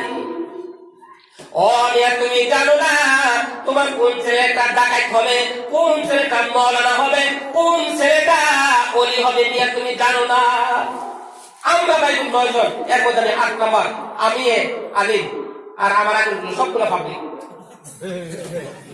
আমি আলিম, যদি গুণাগার মানুষ কিন্তু আলিম। নবীর সুন্নাত যত কমপক্ষে শরীরের মধ্যে আছে, দেহের মধ্যে আছে। যদি ডিস্কো হইতাম তাহলে দাঁড়িয়ে রাখতাম না, কমপক্ষে দাঁড়িয়ে রাখছি, টুপিটা দিয়েছি, পাঞ্জাবিটা পড়ি, হক হালাল চিনি মোটামুটি। আল্লাহর কাছে দোয়া করে, আল্লাহ তুমি যতদিন দুনিয়াতে রাখো সেই পথে চলার তৌফিক দাও। বন্ধু আমার, আমি কোন গল্প করতেছি না, ডাইরেক্ট এগুলা কোরআনের হুকুম। যে আল্লাহ আমাকে সৃষ্টি করেছে সে আল্লাহ কি দুর্বল? দেখেন, হিন্দু ভাইয়েরা যেমন তারা মূর্তির পূজা করে, করো, আমাদের কোনো করতে নেই, এটা তাদের ব্যাপার। তবে বোঝার জন্য বলছি, এই তাদের সামনে কি নিয়ে যায়? প্রসাদ নিয়ে যায়, এই আপেল, আঙ্গুর, এবার সামনে দেয়, নাও খাও। কতক্ষণ মাছি বসে, মশা বসে, মাছি মশাকে ধরতে পারে কি? নেই, সামনে দেয়, খাও, খাবার তাকে খাইয়ে দেব, তো ঘুরে গেলে খেয়ে নেব। বন্ধুরা আমার আল্লাহ তাআলা, আপনার আমার আল্লাহ তাআলা এত দুর্বল নন। খেজুর আমাদের আসামে হয় না, ত্রিপুরায় হয় না, মক্কা মদিনা হয়, সেইখান থেকে ট্রান্সফার করে আসাম এবং ত্রিপুরার মানুষকে আল্লাহ তাআলা খেজুর খাওয়ায়। চিৎকার দিয়ে বলেন সুবহানাল্লাহ, ঠিক না? আবার মক্কা মদিনা আনারস হয় না, আনারস মনে কাঁঠালও হয় না, ত্রিপুরা এবং আসাম অন্যান্য রাজ্যের মধ্যে যেখানে কাঁঠাল এবং আনারস হয়, এখান থেকে ট্রান্সফার করে আল্লাহ তাআলা আরব জাহানের লোককে খাওয়ায়। তার নাম হলো রিজিক দাতা। ও মিয়া, আপনি চাকরি থাকলে, লম্বা বিজনেস করলে আপনি খাইতে পারবেন, চাকরি থাকলে খাইতে পারবেন না, এই ধরনের নিয়ত করা এটা ঈমান আনার জন্য ঠিক নয়।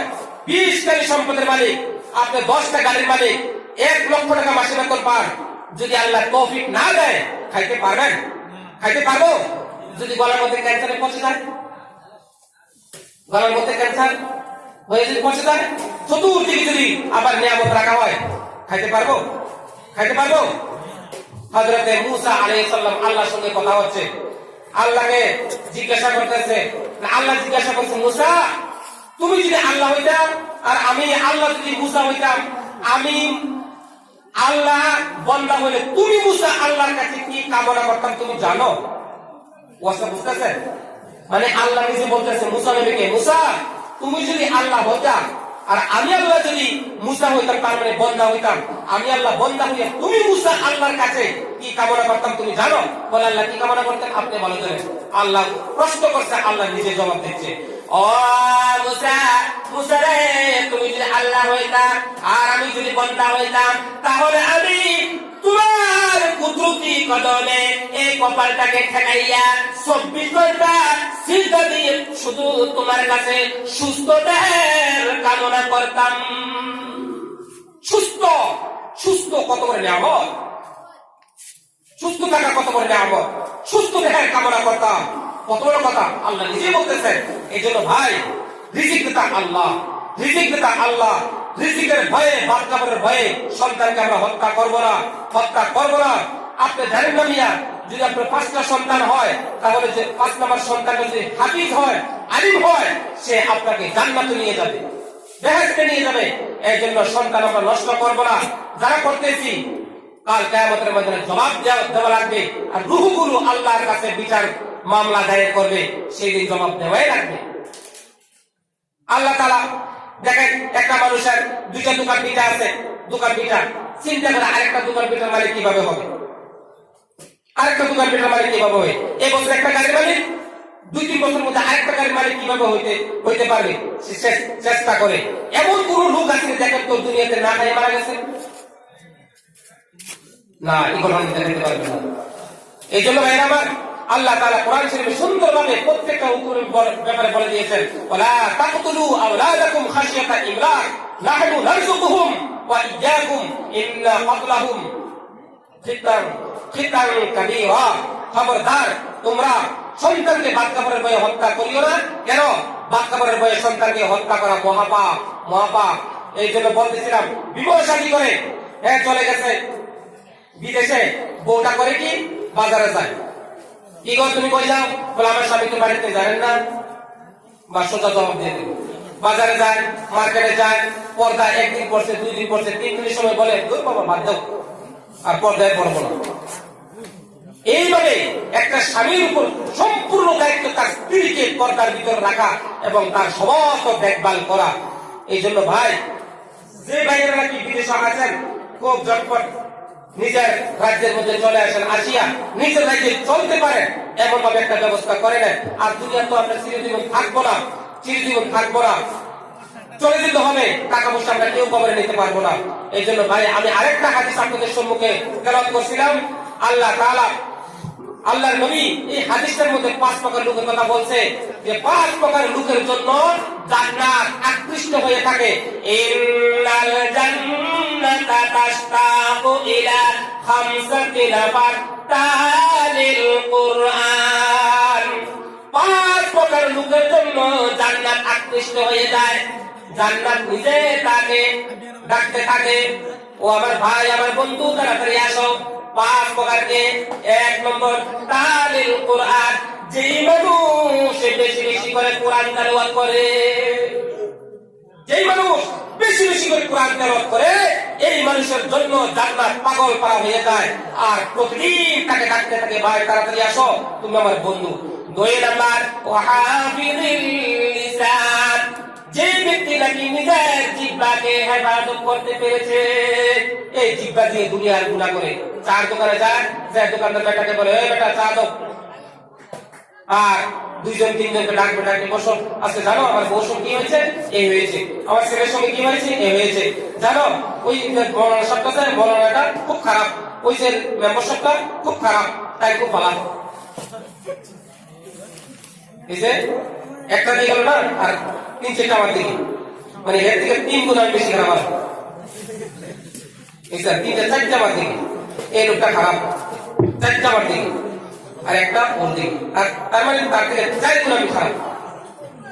বন্ধুরা আমার, এমন লোক আছে সকালবেলা চা স্টার্ট করে, বিকালবেলা আসতে 60 কাপ 70 কাপ চা খায়। এক বেটা চা খাইয়া দোকানে বাড়ি যেতেছে, হুজুর কে পড়ে গেছে, পরে একটু শুনে গেছে, রক্ত মারে না, চা খাও, চা খাইতে গেছে পুরা যাও চা হয়ে গেছে। ওই যে গমের খেলায় যে চা খাইতে খাইতে কয় কাপ খায় তার খবর নেই। এই জন্য আল্লাহ নবী বলে হাফিজুল লিসান, এই লিসানকে তোমরা সামলাইয়া চলো, এই মুখ দিয়া জিহ্বা দিয়ে মানুষের গীবত করিও না। কেন? ওয়াইলুল লিকুল্লি হুমাযাতিল লুমাযা। অর্থ কি? ওয়াইল মানে ওয়াইল দুজকের নাম, ওয়াইল দুজক, লিকুল্লি সবার জন্য, হুমাযা লুমাযা সবার জন্য, ওয়াইল দুজক একটু করে ভাগ হয়ে যাবে। সবার জন্য মানে নামাজি, হাজি, গাজী, আলিম, মাওলানা, বেনমাজি সবার জন্য ওয়াইল দুজক। লিকুল্লি তো সবার জন্য ওয়াইল দুজক না, না হুমাযা লুমাযা। হুমাযা মানে কোন মানুষকে সামনাসামনি অপমান করা, লুমাযা পিছে পিছে গীবত করা, তার বদনাম গাওয়া। লুমাযা অর্থ সামনাসামনি লজ্জা দেওয়া, সামনাসামনি অপমান করা। আর হুমাযা লুমাযা, ওয়াইলুল লিকুল্লি হুমাযাতিল লুমাযা, লুমাযা অর্থ পিছে পিছে বদনাম করা। এই লোকটা যদি নামাজি হয়, এমনকি আলিম হয়, যারা সামনাসামনি মানুষকে লজ্জা দেয়, পিছনে পিছনে বদনাম করে, এই ধরনের মানুষের জন্য আল্লাহ তাআলা ওয়াইল দুজক বানাইছেন। আল্লাযী জামা মালাহু ওয়া আদ্দালা। আর কারা? যারা নাকি মাল কামায়, সম্পদ কামায়, কামাইয়া বারে বারে বলে বান্ডেল ঠিক আছে নি, কামাইয়া বান্ডেল ঠিক আছে, কতক্ষণ পরে পরে স্ত্রীকে ডাক দেয়, এই অমুকের মা এদিকে আসো তো, এক টাকার ব্যাগটা তো, এবার টাকাগুলা 4-5টা বান্ডেল আছে, এগুলা গড়ে, এখানে 50,000, এখানে 20,000, এখানে 30,000 গনে আবার টাক। নিজে ভালো মতো খায় না, হ্যাঁ এই টাকার হক আদায় করে না। এইখানে একটা কথা বুঝেন, টাকা কামানো গুনাহ নয়, টাকা কামানো গুনাহ নয়, রাখো গুনাহ নয়, তবে গুনাহ কোনটা? টাকার হক যদি আদায় না করে। হক কি? যাকাত। যখন আপনি ধনী হয়ে যাবেন, যাকাত দিতে হবে 102 টাকা। ধনী কখন হবেন? 52.5 তোলা রূপার মূল্য আপনার কাছে যদি জমা হয়ে যায়, সবকিছু বাদ দিয়ে মানে নিত্য প্রয়োজনীয় জিনিসগুলো বাদ দিয়ে, তার মানে আপনার ঘরে থাকার জন্য 3টা পালঙ্কের দরকার আছে, 4টা কম্বলের দরকার আছে, বিজনেস করার জন্য, চলাচল করার জন্য একটা গাড়ি অথবা বাইক আছে, এগুলো বাদ, দুধ পান করার জন্য একটা গাড়ি আছে, এটা বাদ, হাল চাষ করার জন্য 2টা বলদ আছে, পুরুষ গরু, এগুলো বাদ। মানে নিত্য প্রয়োজনীয় যেগুলো আছে এগুলো বাদ দিয়ে অবশিষ্ট বছরে আপনার কাছে যদি জমা হয়ে যায় কত? 52.5 তোলার রূপার মূল্য। আমরা হিসাব করছি ইন্ডিয়ান টাকায় 42,000 থেকে শুরু। এই 42,000 থেকে শুরু হয়ে যদি আপনার কাছে টাকা জমা হয়ে যায়, আপনি ধনীর কাতারে ঢুকে গেলেন। তার মানে 45,000 টাকা হয়ে গেছে আপনার কাছে, আপনি ধনীতে ঢুকে গেছেন, ধনীর ক্লাসে ঢুকছেন মাত্র। এরপরে আপনার বিবির কানের মধ্যে, গলার মধ্যে কিছু সোনা আছে, হ্যাঁ এগুলো হিসাব করবেন। নগদ আছে 45,000, ঘরে 1 ভরি সোনা আছে, 1 ভরি পুরান রেখে হলো মনে করেন 40,000, এ হলো 85,000। এই 85,000 টাকা যাকাত আপনার দিতে হবে। যাকাতের উদাহরণ দিয়েছে চুলের সঙ্গে। চুল কাটতে বাড়ে না কমে? চুল কাটতে বাড়ে না কমে? বাড়ে। যাকাত দিলে মাল বাড়ে, মালের বরকত হয়, মাল পবিত্র হয়। যাকাত না দিলে মাল পবিত্র হয় না, অপবিত্র থাকে। ওই কাল কিয়ামতের ময়দানে অনেক লোক নিজের গালের গোশতগুলো ছিঁড়ে খাবে। তখন জিজ্ঞাসা করবে, কি ভাই নিজের গালের গোশতগুলো দেখি তুমি নিজেরটা নিজে খাও, তার কারণ কি? তখন সে বলবে, বলিও না দুনিয়ার দামে করেছিলাম, আমি টাকার হক আদায় করি নাই, না করার কারণে আমি আমার নিজের বস্তুগুলো খাইতেছি। এই জন্য আল্লাহ তাআলা বলেন, আল্লাযী জামা মালাহু ওয়া আদ্দালা। যারা টাকা কামায় এবং কতক্ষণ পরে পরে গনিয়া ঠিক রাখে, টাকার হক আদায় করে না, তার মানে যাকাত আদায় করে না। 102 টাকা, 1 লক্ষ টাকার মালিক আপনি, তাহলে 2,500 টাকা। এই 2,500 টাকা যদি আপনি না দেন, আপনার মাল পবিত্র হবে না। হঠাৎ করে একটা রোগ হবে, একটা বিপদ হবে, একটা মুসিবত আসবে, আসে আপনার 10,000 টাকা চলে যাবে, 20,000 টাকা চলে যাবে ঠিক। এই জন্য মুনাজাতের আদব হলো এইভাবে আপনি সিনা বরাবর আটটা উঠাইবেন, উঠাইয়া আঙ্গুলগুলো কিছু ফাঁকা ফাঁকা রাখবেন, একটু ফাঁক ফাঁক। আল্লাহ তুমি তোমার কাতার থেকে আমাকে দাও, তুমি যখন আমাকে দিলা আমি এই ফাঁকে দিয়ে কিছু আমি অন্যকে দিয়ে দিব, এই ফাঁকে দিয়ে আমি কিছু ছেড়ে দিব। আর মানে আমি এই মাল থেকে আমি যখন যাকাতের হুকুম আমার উপরে এসে যাবে আমি গলে গলে যাকাতে গুলো আমি আদায় করে দিব। ও ভাই দলিরা প্রতি মাস গোশ এভাবে আপনার আঙ্গুর আপেল খায়। মুসলমানের নিয়ম হলো তোমার আশেপাশে গরিব আছে তুমি আঙ্গুর খাও, তোমার পাশের গরিব লোকটাকে কিছু দাও, আপেল খাও দাও, যদি না দাও তুমি যদি মাইজারম্যান হও কৃপণ হও তাহলে কম কমে তুমি যে খাইতেছ যাতে করে সে না দেখে, যাতে করে সে না দেখে তাকে দেখাইও না। খাওয়ার পরে যে চামড়াগুলো বাইরে ফেলাইতেছ যাতে তার নজরে না আসে, আসলে তার মনে কষ্ট আসবে। মামুন ও মামুন আমার পাশের ঘরের লোক তাকে তুমি এত ধনী বানাইলে সে প্রতিদিন আঙ্গুর আপেল খায় আর আমাকে গরিব বানাইলে আল্লাহ আমি তো খাইতে পারি না, কেন গো আল্লাহ তুমি ইনসাফটা তুই এরকম করলা আল্লাহ কেন করলা? এই জন্য দিয়ে খাইবেন না দিয়ে কম পক্ষে আপনি যে খাইতেছেন যাতে তার নজরে না আসে। ইসলাম কত সুন্দর বন্ধুরা আমার। এই জন্য বলা হয় মালের হক আদায় করা, যাকাত আদায় করা। এবং যাকাত দিবেন কোথায়? যাকাত কোথায় দিবেন? যাকাত দিবেন গরিব মিসকিন এতিমকে। যাকাতের পয়সা দিয়ে মাদ্রাসার বিল্ডিং হবে না, যাকাতের পয়সা দিয়ে মসজিদ ঘর হবে না, যাকাতের পয়সা দিয়ে বেতন হবে না, যাকাতের পয়সা দিয়ে দরিদ্রকে খাওয়ানো যাবে না। যাকাতের পয়সা দিবেন সবচেয়ে উত্তম হইল মাদ্রাসায় বোর্ডিং চলে বোর্ডিংকে দিয়ে দেওয়া। জিম্মাদার জিন থাকবে ওনাকে বলবেন হুজুর এই ৫,০০০ টাকা যাকাতের, তখন তুমি মাত্রা মতো ছাত্রদেরকে খাওয়াইয়া দেবে। কেন জানেন? এই কওমি মাদ্রাসার মধ্যে বেশিরভাগে গরিব ছাত্র সংখ্যা বেশি, মা নাই বাবা নাই, অনেকে বাবা মা বিচ্ছিন্ন হয়ে গেছে, মা মারা গেছে। যাক ছেলেটাকে নষ্ট না করে অমানুষ হয়ে যাবে এই জন্য মাদ্রাসাতে দিয়েছে, আলিম হবে, ভালো একটা কাজ করছে। এটা যদি আমরা ধনীরা খেয়াল না করি এরা বছরে ভালো একটা খাইতে পারে না, ডাল মিষ্টি মধু খাইতে খাইতে হুঁশ নাই। হ্যাঁ, আর যখন আপনি নিয়ে একটা ছাগল দিয়ে দিলেন তখন খাবে, খাওয়ার পর তার রুমটা ঠান্ডা হবে, আল্লাহ কাছে দোয়া করবে আল্লাহ তোমার এক বান্দা আমাদের ছাগল দিয়েছে, আল্লাহ খেয়েছি, আল্লাহ খেয়ে কি করবে? কোরআন শিখবে। এই জন্য বলছে যারা মাদ্রাসা পড়ে তাদেরকে দিলে দুইটা সওয়াব পাইলেন, মানে দুইটা উপকার করলেন। একটা হলো গরিবের উপকার আর আরেকটা হলো ইলম শেখার জন্য সহযোগিতা করলেন। বন্ধুরা আমার الذي جمع مالا وعدده يحسب أن ماله أخلده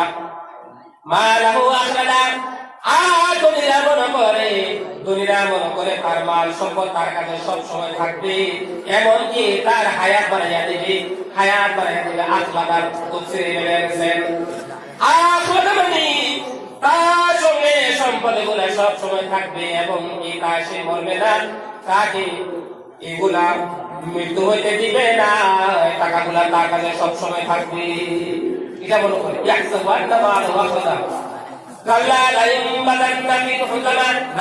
কখনো না, এই টাকা তার সঙ্গে থাকবে না, তাকে মুখ থেকে বাঁচাতে পারবে না, তার সঙ্গে কবরও যাবে না, সে অতি সত্তর হুতমা জাহান্নামের মধ্যে চলে যাবে। হুতমা জাহান্নাম, হুতমা জাহান্নাম কি জাহান্নাম?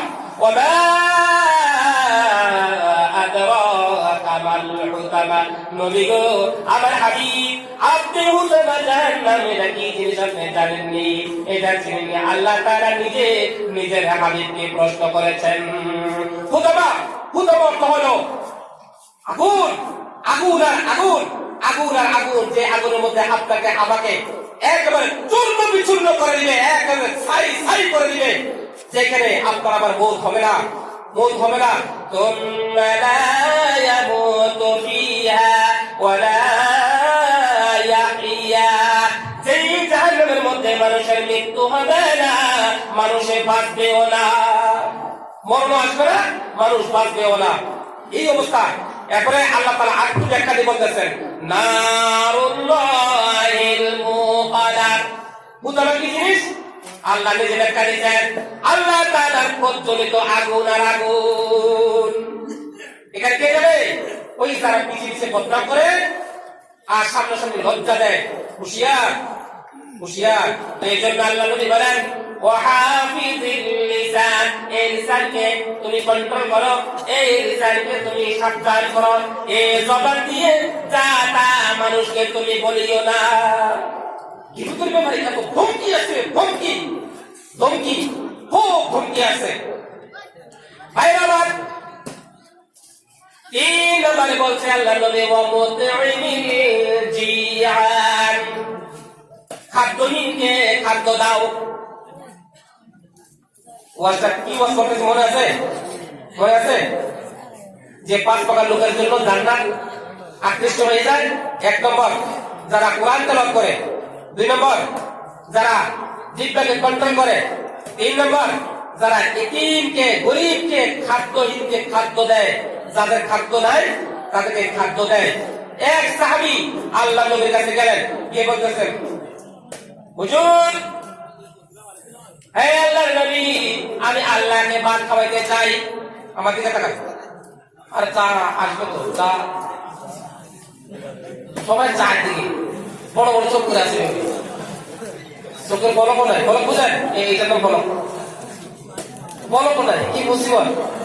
কে বলছে চালিয়ে আসছে তোমাদেরকে? এরা কি মন দিয়ে ওয়াশ শুনতেছে? আচ্ছা তো ঠিক আছে, চা খান আর ওয়াশ শুনুন। আমার দিকে তাকান, দেখবেন এরা আপনাকে যাবে, দেখবেন যারা যারা দিন কাজ করে দেখবেন নিয়ামত হিসেবে আস্তে রাখতে করতে আসবে। আমাদের চেয়ে থাকবেন কেমন? হ্যাঁ, আমাদের চেয়ে থাকবেন। যদি চেয়ে না থাকেন তাহলে ওয়াজগুলো সব কারে বাইরে দিয়ে চলে যাবে।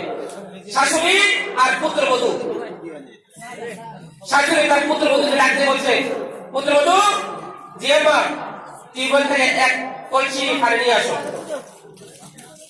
তো পুত্রবধূর কাছে কলসি দিয়ে পানি আনতে 1/2 ঘন্টা হয়ে গিয়েছে। 1/2 ঘন্টা পানি নিয়ে আসতেছে না। শাশুড়ি ডাকে, বোমা বোমা জি আম্মা, আরে তোমার 1/2 ঘন্টা হয়ে গেল, এখন কি কলসি ভর্তি হয় না? না মা, আম্মা কলসি তো ভর্তি হয় না। ও কয় কি? ও কলসিটা ভর্তি করতে 1/2 ঘন্টা লাগে নাকি? ও ভর্তি হয় না তো। শাশুড়ি আম্মা বলতেছে, দেখি তো কি করে। গিয়ে দেখতেছে এই কলসির মুখ আর টিউবওয়েলের মুখ এইভাবে তেড়া হয়ে আছে।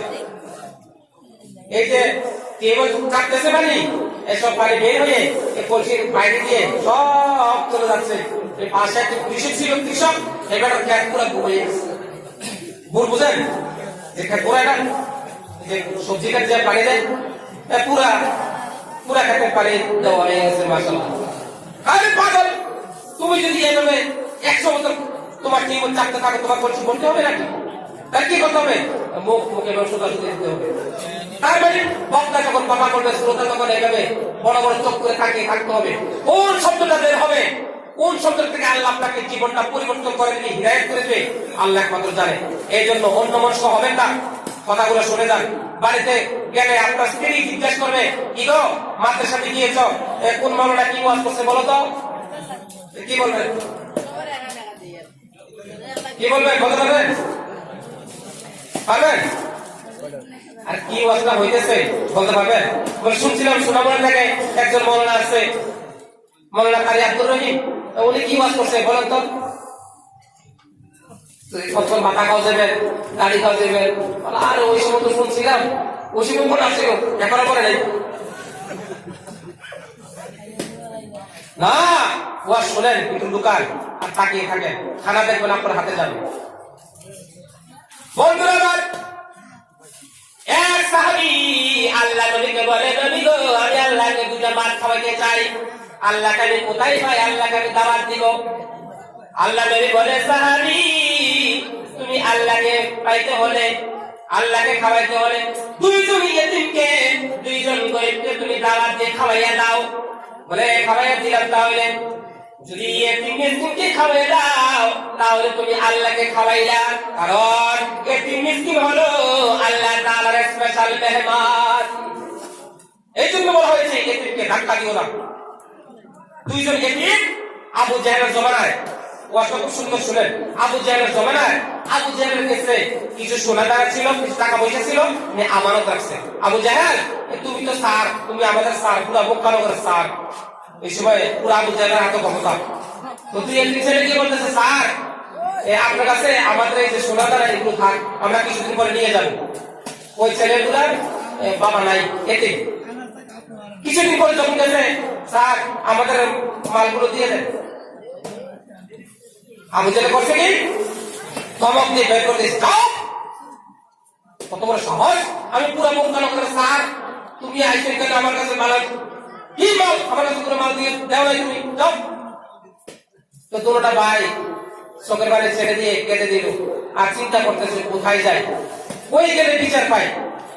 দেখবেন বর্তমান সমাজের মধ্যে কিছু আছে, এই যারা একটু গরিব, পয়সা নাই, এদেরকে অনেক মানুষের জুলুম করে এদের উপর। বিচার যদিও চায়, বিচারটা পায় না। কেন জানেন? দুনিয়াটার নাম 9 আর 6। দুনিয়ার নাম কি? 9 6। 6 কে উল্টাই দেন 9, আর 9 কে উল্টাই দেন 6। দুনিয়ার নাম হলো 9 আর 6। এই আবু জাহেলের জমানা এমন ছিল, একটু মোটা সাটা হইলে, একটু পয়সাওয়ালা হইলে, মোটামুটি 10-12 ভাই থাকলে বলতো, জানোস আমরা 10 ভাই আছি, আমাদের পয়সা আছে, লাঠি আছে, পিছিয়ে যায়, মাথা ফাটাই দিব, এভাবে বলতো। এখনো কিছু চলছে, এটা এমনও আছে। কাল কিয়ামতের ময়দানে কত বিচারক আল্লাহর সামনে ধরা পড়ে যাবে, বুঝাইয়া বিচার চাইতো ডাইনে চলে যায় বামে। দুই লোক বিচার নিয়ে গেছে বিচারকের কাছে, বিচারকের স্যার এই তাল গাছটা আমার, আরেকজন কাছে গিয়ে বলতে, স্যার এই তাল গাছটা আমার। বিচারকে বলতেছে, তোমরা দুইজন, তাল গাছ একটা, দুইজন দাবি করতেছ, ঠিক আছে দুইজনের সাক্ষী প্রমাণ নিয়ে আসো। যে পরে গেছে সে জানে তাল গাছটা তার না, সে দাবি করতেছে তার মিথ্যা দাবি, সে জানে বিচার হলে সে পাবে না। তো সে কি করতে জানেন? দুইজন থেকে যার তাল গাছ সে বিচারকের কাছে গেছে, গিয়ে বলতেছে, আমি আপনাকে 3,000 টাকা দিয়ে গেলাম, 5,000 টাকা দিয়ে গেলাম, এই 5,000 টাকা রাখেন, যে কোনো মূল্যে তাল গাছটা আমারই, তবু আপনি বিচার করতে আমাকে পাওয়াইয়ে দিন। তো বিচারকে বলে, ঠিক আছে পাওয়াইয়ে দিন। এরপরে যার তাল গাছটা সে করছে কি, রাখতে গেছে 10,000 টাকা নিয়ে। বিচারক সাহেব আপনার জন্য 10,000 টাকা নিয়ে আসলাম, যেই কোনো মূল্যে তাল গাছ আমার চাই। বিচারক বলে, আর কি তাল গাছ তুই পাবি। সকালবেলা বিচার শুরু হলো।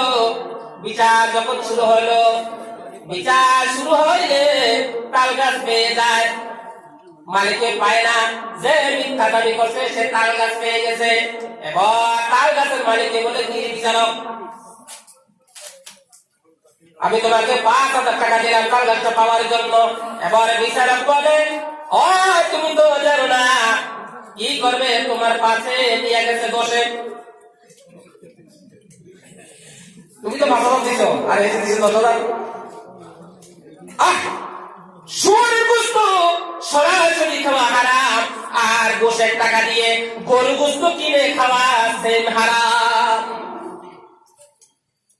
শুয়োরের গোশত খাওয়া সরাসরি হারাম, আর গোশের টাকা দিয়ে, গোশের টাকা দিয়ে এইভাবে গরু গোশত কিনে খাওয়া সেম হারাম।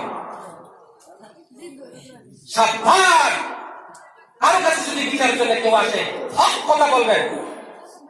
কালিমাতুল হক ইনদা সুলতানিন জাইর, সবচেয়ে বড় জাহাদ হলো বিচারকের সামনে সত্য কথা বলা। মিথ্যা সাক্ষী দিও না, সত্য সাক্ষী দিও, মিথ্যা বলিও না, সত্য বলিও। বিচারকের সামনে তুমি সঠিক কথাটাই বলে দিও। যদিও তোমার উপর কোন দুর্নীতির পেশার আসো, আজকে তুমি আল্লাহর কাছে বিচার পাইবা। আল্লাহ হইল তোমার মালিক, কিছু দিনের জন্য তোমার উপর জুলুম করবে, সে টিকবে না, বেশি দিন টিকবে না। এই জন্য ভাই বলতেছিলাম ওই কথাটাই, এই সাহাবী আল্লাহ নবীর কাছে বলছে এতিমকে খাওয়াবে। আবু জাহেলের দরবারে 2টা ভাই যে এতিম, এদেরকে বের করে দিয়েছে, যাও তোমাদের কোনো মাল নাই, সম্পদ নাই, কিচ্ছু নাই, আমি জানি না, এরপর দুটা ভাই চিন্তা করতে করতে নবীর কথা শুনছে। ভাই আমরা বুক কালো করলাম যে একজন নবী আসছেন, ওনার নাম কি মুহাম্মদ সাল্লাল্লাহু আলাইহি ওয়াসাল্লাম, বলুন সাল্লাল্লাহু আলাইহি ওয়াসাল্লাম। চলো ওনার কাছে যাই। তো দুটো ভাই বেশি একটা বড় নয়, ছোট, গেছেন বিশ্ব নবীর কাছে। বিশ্ব নবীর কাছে গিয়ে বলছেন, হুজুর আমরা শুনেছি আপনারা কি আমানতদার, আপনারা কি রাহমাতুল লিল আলামিন, আপনারা কি নবী? বলে কি হয়েছে বলো। হুজুর আমাদের বাপ মারা গেছে, আমরা এতিম, আবু জাহেলের কাছে আমরা কিছু মাল আমানত রাখছিলাম, আবু জাহেল এখন অস্বীকার করে, আবু জাহেল দেয় না। তাই নাকি? বলে হ্যাঁ ঠিক আছে আসো। গেছে শুনে শুনে কি আল্লাহর নবী আবু জাহেলের মেইন অফিসে ঢুকে গেছে, গিয়ে দেখতেছে পার্লামেন্ট করছে, পার্লামেন্ট আবু জাহেলের উজির নাজির নিয়ে, মন্ত্রী মিনিস্টার নিয়ে গিয়ে বলতেছে, আবু জাহেল, হ্যাঁ আবু জাহেল, এই দুটো বাচ্চার মাল কোথায় আছে, এক্ষণ দিয়ে দাও, এক্ষণ দিয়ে দাও, এক্ষণ, এক্ষণ বলছি। আবু জাহেলের কোনো সাউন্ড নাই। চাবি দিলেন, চাবি দিয়ে বলছেন যাও অমুক আলবেরাতে এ আছে, দিয়ে দাও।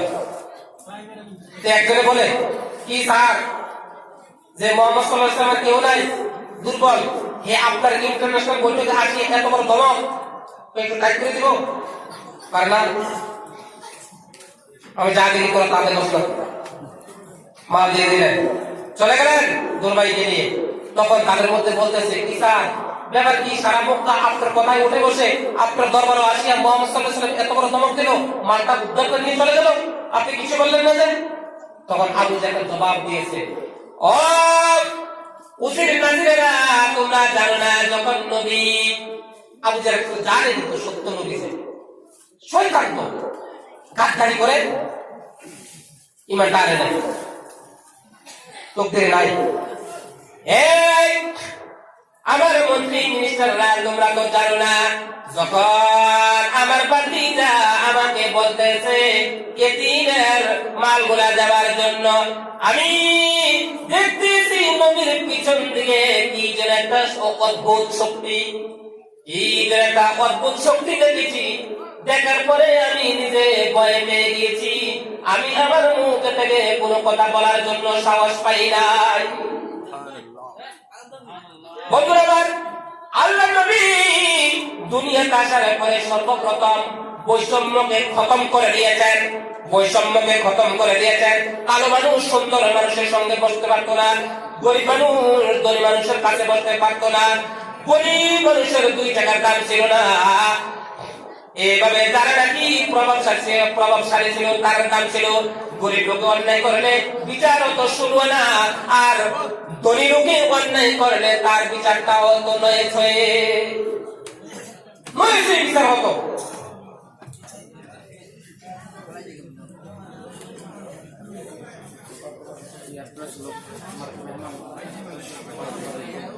আচ্ছা ঠিক আছে ভাই, আপনাদের খারাপ লাগতেছে? একটু দামি কথা পাবেন কই? জিজ্ঞেস করি 2 মিনিট। লা ইলাহা ইল্লাল্লাহ, লা ইলাহা ইল্লাল্লাহ, লা ইলাহা ইল্লাল্লাহ, লা ইলাহা ইল্লাল্লাহ, মুহাম্মাদুর রাসূলুল্লাহ সাল্লাল্লাহু আলাইহি ওয়াসাল্লাম। বন্ধুরা আমার, নবী বৈষম্যকে খতম করে দিলেন। কালো মানুষ ধনী মানুষের কাছে, সুন্দর মানুষের কাছে যাইতে পারতেন না। এইটা নবীজি দেখার পরে সমস্ত বৈষম্যকে খতম করে সৈন্যবাদ কায়েম করে দিয়েছেন। চিল্লিয়ে বলেন সুবহানাল্লাহ। সৈন্যবাদ কায়েম করেছে ইসলাম, ইসলামে করেছে আজ থেকে 1450 প্রায় 1500 বছর আগে। কিন্তু মাঝে মধ্যে কিছু লোক দাবি করে আমরা সভ্যবাদ কায়েম করেছি, আমরা সভ্যবাদ কায়েম করেছি। না, যা কিছু হইতেছে সব ইসলাম থেকে শিখতে আছে, ইসলাম থেকে শিখে শিখে নিজের নাম ফলায়। যাক, আমার কথা ছিল কি, সাহাবী আল্লাহকে খাওয়াইতে গিয়ে আল্লাহ বলছে তুমি দুজন এতিমকে খাওয়াইয়া দাও। এই জন্য আমি বলবো যারা টাকাওয়ালা, যারা পয়সাওয়ালা, এতিমের হকটা হাতে রাখবেন না, এতিমের হক রাখবেন না, এতিমের হকটা দিয়ে দিবেন। আল্লাহ ইচ্ছা করলে আমাকে আপনাকে আল্লাহ রিক্সা ড্রাইভার মুচি মেহনতর বানাইতে পারতো, গরিব বানাইতে পারতো। তা না করে আমাকে আপনাকে আল্লাহ তাআলা ধনী বানিয়েছেন। এই ধনী যে আল্লাহ তাআলা হুকুম দিয়েছেন যাকাত, এই যাকাতের হক রাখবেন না, এটা মুসিবত, মুসিবত, বিপদ, এটা বিপদ দিয়ে দিবেন। অ্যাকচুয়ালি এখন তো ধনী ভাইদের জন্য সুবিধা হয়েছে, আপনাদের সময়কে বাঁচিয়ে দেয়। এই কওমি মাদ্রাসাকে জরিয়া করে উলামায়ে কেরাম আপনার বাড়িতে যায়। আফসোস, মাঝে মধ্যে কিছু দেখি কি জানেন, কালেকশনে আমরাও যাই, এই সোনামুড়া রাঙ্গামাটিয়া মাদ্রাসার ব্যাপারে কিছু কিছু টাকার জন্য দেখা যায় কি একটু চাল একটু একটু করে দিয়ে দেয়। হুজুর নাই, নাই হুজুর নাই। তো আমার কিছু লোক বলে, হুজুর বেটা মানুষ বাড়িতে নাই, বেটা মানুষ বাড়িতে নাই। এই যে বইয়া বেটি মানুষ ভিতরে ঢুকলো, আর এই তো জানে 2000 টাকার ভিতরে আইতো না। বেটা মানুষ বাড়িতে বইয়া এক গাছের ভিতরে আর তো আইলো না, দিল না। আরে 4জন 5জন ছাত্র নিয়ে হুজুর দাঁড়িয়ে আছে, নবীর ব্যাপার, আমাদের অভাব আসবে না কেন? আমি একটা বাড়িতে গেছি, 7-8টা পরিবার আছে, এরা যদি 100 টাকা করে দেয় 800 টাকা, 10টা পরিবার 1000 টাকা। তো এই অল্প চাল দিয়ে হুজুর নাই, আমাদের নাই। তো আমি কি করবো, তাদের সঙ্গে মারামারি করবো? নিয়ে আমি একটু দিয়ে দাঁড়িয়ে আছি, একটু করে আসে হকার, হকার বুঝেন, ওই যে বাড়ি করে জুতা, ওই শাড়ি কি নিয়ে আসে হকার। কাপড় আসতে দেখি এই বাড়ির মহিলা যা আছে, ওই সাপ খেলা দেখা যায়, সাপ খেলা দেখালে চতুর্দিকে মানুষ চক্কর দিয়ে দাঁড়িয়ে থাকে না, ঠিক এইভাবে হকারকে চক্কর দিয়ে দাঁড়িয়ে হকার মাঝখানে, আর চতুর্দিকে এই বাড়ির মহিলা স্বপ্নে। আমি আস্তে আস্তে গেছি, দেখছি একে করে 2টা শাড়ি 3টা শাড়ি করে নিতেছে। বললাম যে দাঁড়ান, কেউ কেউ বলছেন বেটা মানুষ বাড়িতে নাই, আর কেউ বলছেন টাকা নাই। এখন যে 2টা শাড়ি রাখলেন, কোথেকে রাখলেন? আজকে আপনার বাড়িতে কত বাড়বে? আজকে 3-4জন মাদ্রাসার মেহমানকে, নবীর মেহমানকে এভাবে অল্প অল্প দিয়ে বিদায় করে দিলেন। আজকে আসবে বিপদ। ধরাইয়া বলছে একটু দাম, সবাই করতে 100 করে টাকা, 1000 টাকা বিল করে দিয়েছে। অন্তরে ঘোষণা করবে বললাম। এই জন্য আমি বলবো রে বাবা, কোন বাড়িতে যদি কোন এই নবীর মেহমান করা যায়, বেটা মানুষ বাড়িতে এই কথা বলে খালি হাতে ফিরে দিবেন না, আল্লাহ রাগ করে। এইভাবে কম দিয়ে বিদায় করে দিবেন না। আপনার তৌফিক অনুসারে আপনার হকটা আপনি ঠিক মতো মাদ্রাসাতে পৌঁছাইয়া দিলেন। এখন তো সুবিধা হয়েছে, এই উলামায়ে কেরামগুলো এই মাদ্রাসার কাছে আপনার বাড়িতে যায় যাকাতের জন্য। যে যাকাতটা আপনি হেঁটে হেঁটে হেঁটে হেঁটে আপনি নিয়ে দেওয়ার কথা ছিল, সেখানে আপনার সময় বাঁচাইয়া আপনার বাড়িতে গিয়া আপনার টাইমটাকে বাঁচাইয়া আপনার থেকে আদায় করতে যায়। আমাদের মধ্যে বিভিন্ন মানুষ বিভিন্ন বাহানা করে যাকাতটা দিতে চায় না। এরপর কেউ জানেন, এক লোকের কাছে আমি 3বার গেছি যাকাতের টাকার জন্য, দিল না। 500 টাকা লেখাইছে যাকাত, হুজুর 500 টাকা লেখেন যাকাত। এই বেটা মনে হয় 20 লক্ষ টাকার মালিক। 10-15 দিন পরে হাট ব্লক হয়ে গেছে, হাট ব্লক গেছে স্যার ভাই। ভয় লাগাইতেছি না, সত্যি যেটা ঘটবে বলতে আছি। চেন্নাই গিয়েছে হাট ব্লক করতে, শুনছি 10 লক্ষ টাকা গিয়েছে, 10 লক্ষ। আমি বলছিলাম ভাই রে, হয়েছে যাকাতের টাকা, হয়েছে যাকাত। এই জন্য ভাই যাকাতের টাকা কোনো মতে রাখা যাবে না, এটা দিয়ে দিতে হবে। যাক, আপনার যদি 10,000 টাকা যাকাত আসে, মনে করেন আপনার বোন গরিব আছে, বোনের জামাই গরিব আছে, বাকিটা গরিব আছে, বাকিটা গরিব আছে, তাদেরকেও দিবেন, তাদেরকেও দিবেন, মাদ্রাসার একটা অংশ দিয়ে দিবেন। এইভাবে এই গ্রামে যদি 100টা লোক ধনী থাকে, যদি 100টা লোকের উপর 10,000 টাকা করে যাকাত আসে, আর যদি অর্ধেক অর্ধেক করে বা 3 ভাগের 1 ভাগ করে যদি মাদ্রাসাতে দিয়ে দেয়, মাদ্রাসার ছাত্রগুলোকে চালাইতে আলিমরা কষ্ট হবে না। আর মনে রাখবেন, যাকাত, ফিতরা, মানদণ্ড এই টাকা দিয়ে হুজুরদের বেতন দেওয়া যায় না, মাদ্রাসা বড় করা যায় না। বেতন আর ঘর করবে কোত্থেকে? সাদাকায়ে জারিয়া থেকে, সাদাকায়ে জারিয়া থেকে। এই জন্য বলছিলাম, এতিম মিসকিনকে খাওয়ানো না, আল্লাহকে খাওয়ানো, আল্লাহকে খাওয়ানো। আরেক সাহাবী গিয়ে বলতেছে, আল্লাহ নবী, আমি আল্লাহকে দেখতে চাই, আমি আল্লাহকে দেখতে চাই। বলে একটা কাজ করো, আল্লাহকে দেখতে চাও? বলে হাসপাতালে বা বাড়ি করে যে রোগা মানুষগুলো আছে, এই রোগা মানুষগুলো গিয়ে তুমি একটু দেখে আসো। বলে তাদেরকে দেখলে কি হলো? বলে তাদেরকে দেখাই মানে তুমি আল্লাহকে দেখেছো। সুবহানাল্লাহ, সুবহানাল্লাহ। পরিশেষে আপনাদের কাছে ছোট্ট করে একটা আবদার রেখে যাই। আবদারটা হলো, আমরা যেদিন মরে যাব, মরবো না? মরবো না? যেই দিন মরে যাব আমাদেরকে গোসল দিয়ে কবরে নিয়ে যাবে। কবরে যখন শোয়ে দিবে, এই শোয়ানোর পরে মাটি দিবে। মাটি দিয়ে যখন দুনিয়ার মানুষগুলা কবরকে পিছ দিয়ে বাড়ির থেকে রওনা হয়, তখন আল্লাহর পক্ষ থেকে দুইজন ফেরেশতা আসে, আসিয়া কবরের লোকটাকে বসায়, বসায় রূহটাকে ঠিক করে দেয়। তখন যেভাবে আমি আছি, যেভাবে বুঝতেছি, এটা তো আমারও হবে। অ্যাকচুয়ালি কবরের কথা শুনলে হুশ ঠিক থাকে না। রাত্রে আপনি লাইট অফ করে রাত্রে 2টা এই নাকে মুখে কম্বলটা টেনে দিয়ে দেখবেন, আর কবরের কথা মনে করবেন। আমি পারি না, আমি সাথে সাথে লাইট দিয়ে দিই, আমার বলে গেছে, আমি লাইট দিয়ে দিই। অ্যাকচুয়ালি একদিন যখন হবে কেউ থাকবে না। কবরের মানুষ থেকে যখন রুটা দেওয়া হবে, সে দুনিয়ার লোকের জুতার শব্দ পাইবে, কথাবার্তার আওয়াজ পাইবে। আল্লাহ তাআলা দুই জাতি থেকে জিন আর ইনসানের চোখে আর কবরের মাঝখানে কি হয় পর্দা করে দিয়েছেন। এই দুইটা সম্প্রদায় দেখে না, আল্লাহ তো সারা দুনিয়া যত কিছু আছে কবরে কি হয় দেখে। কবরের লোকটা তখন কি করে জানেন?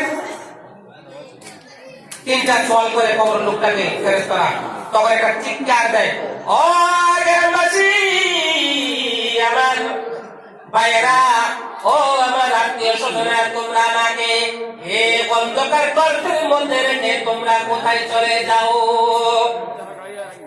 আমি তো অন্ধকার, কবরে শুধু মাটি আর মাটি, উপরে দেখি শুধু বাঁশের চালি। ও আমাকে রেখে তোমরা কোথায় যাও? আরে একদিন আপনারও করবে, আমারও করবে। আমি যখন আমার করবে তখন আমি কি করব? কি জবাব দিব? কি জবাব দিব? কে আমাকে বাঁচাবে? কে আমাকে সাহায্য করবে?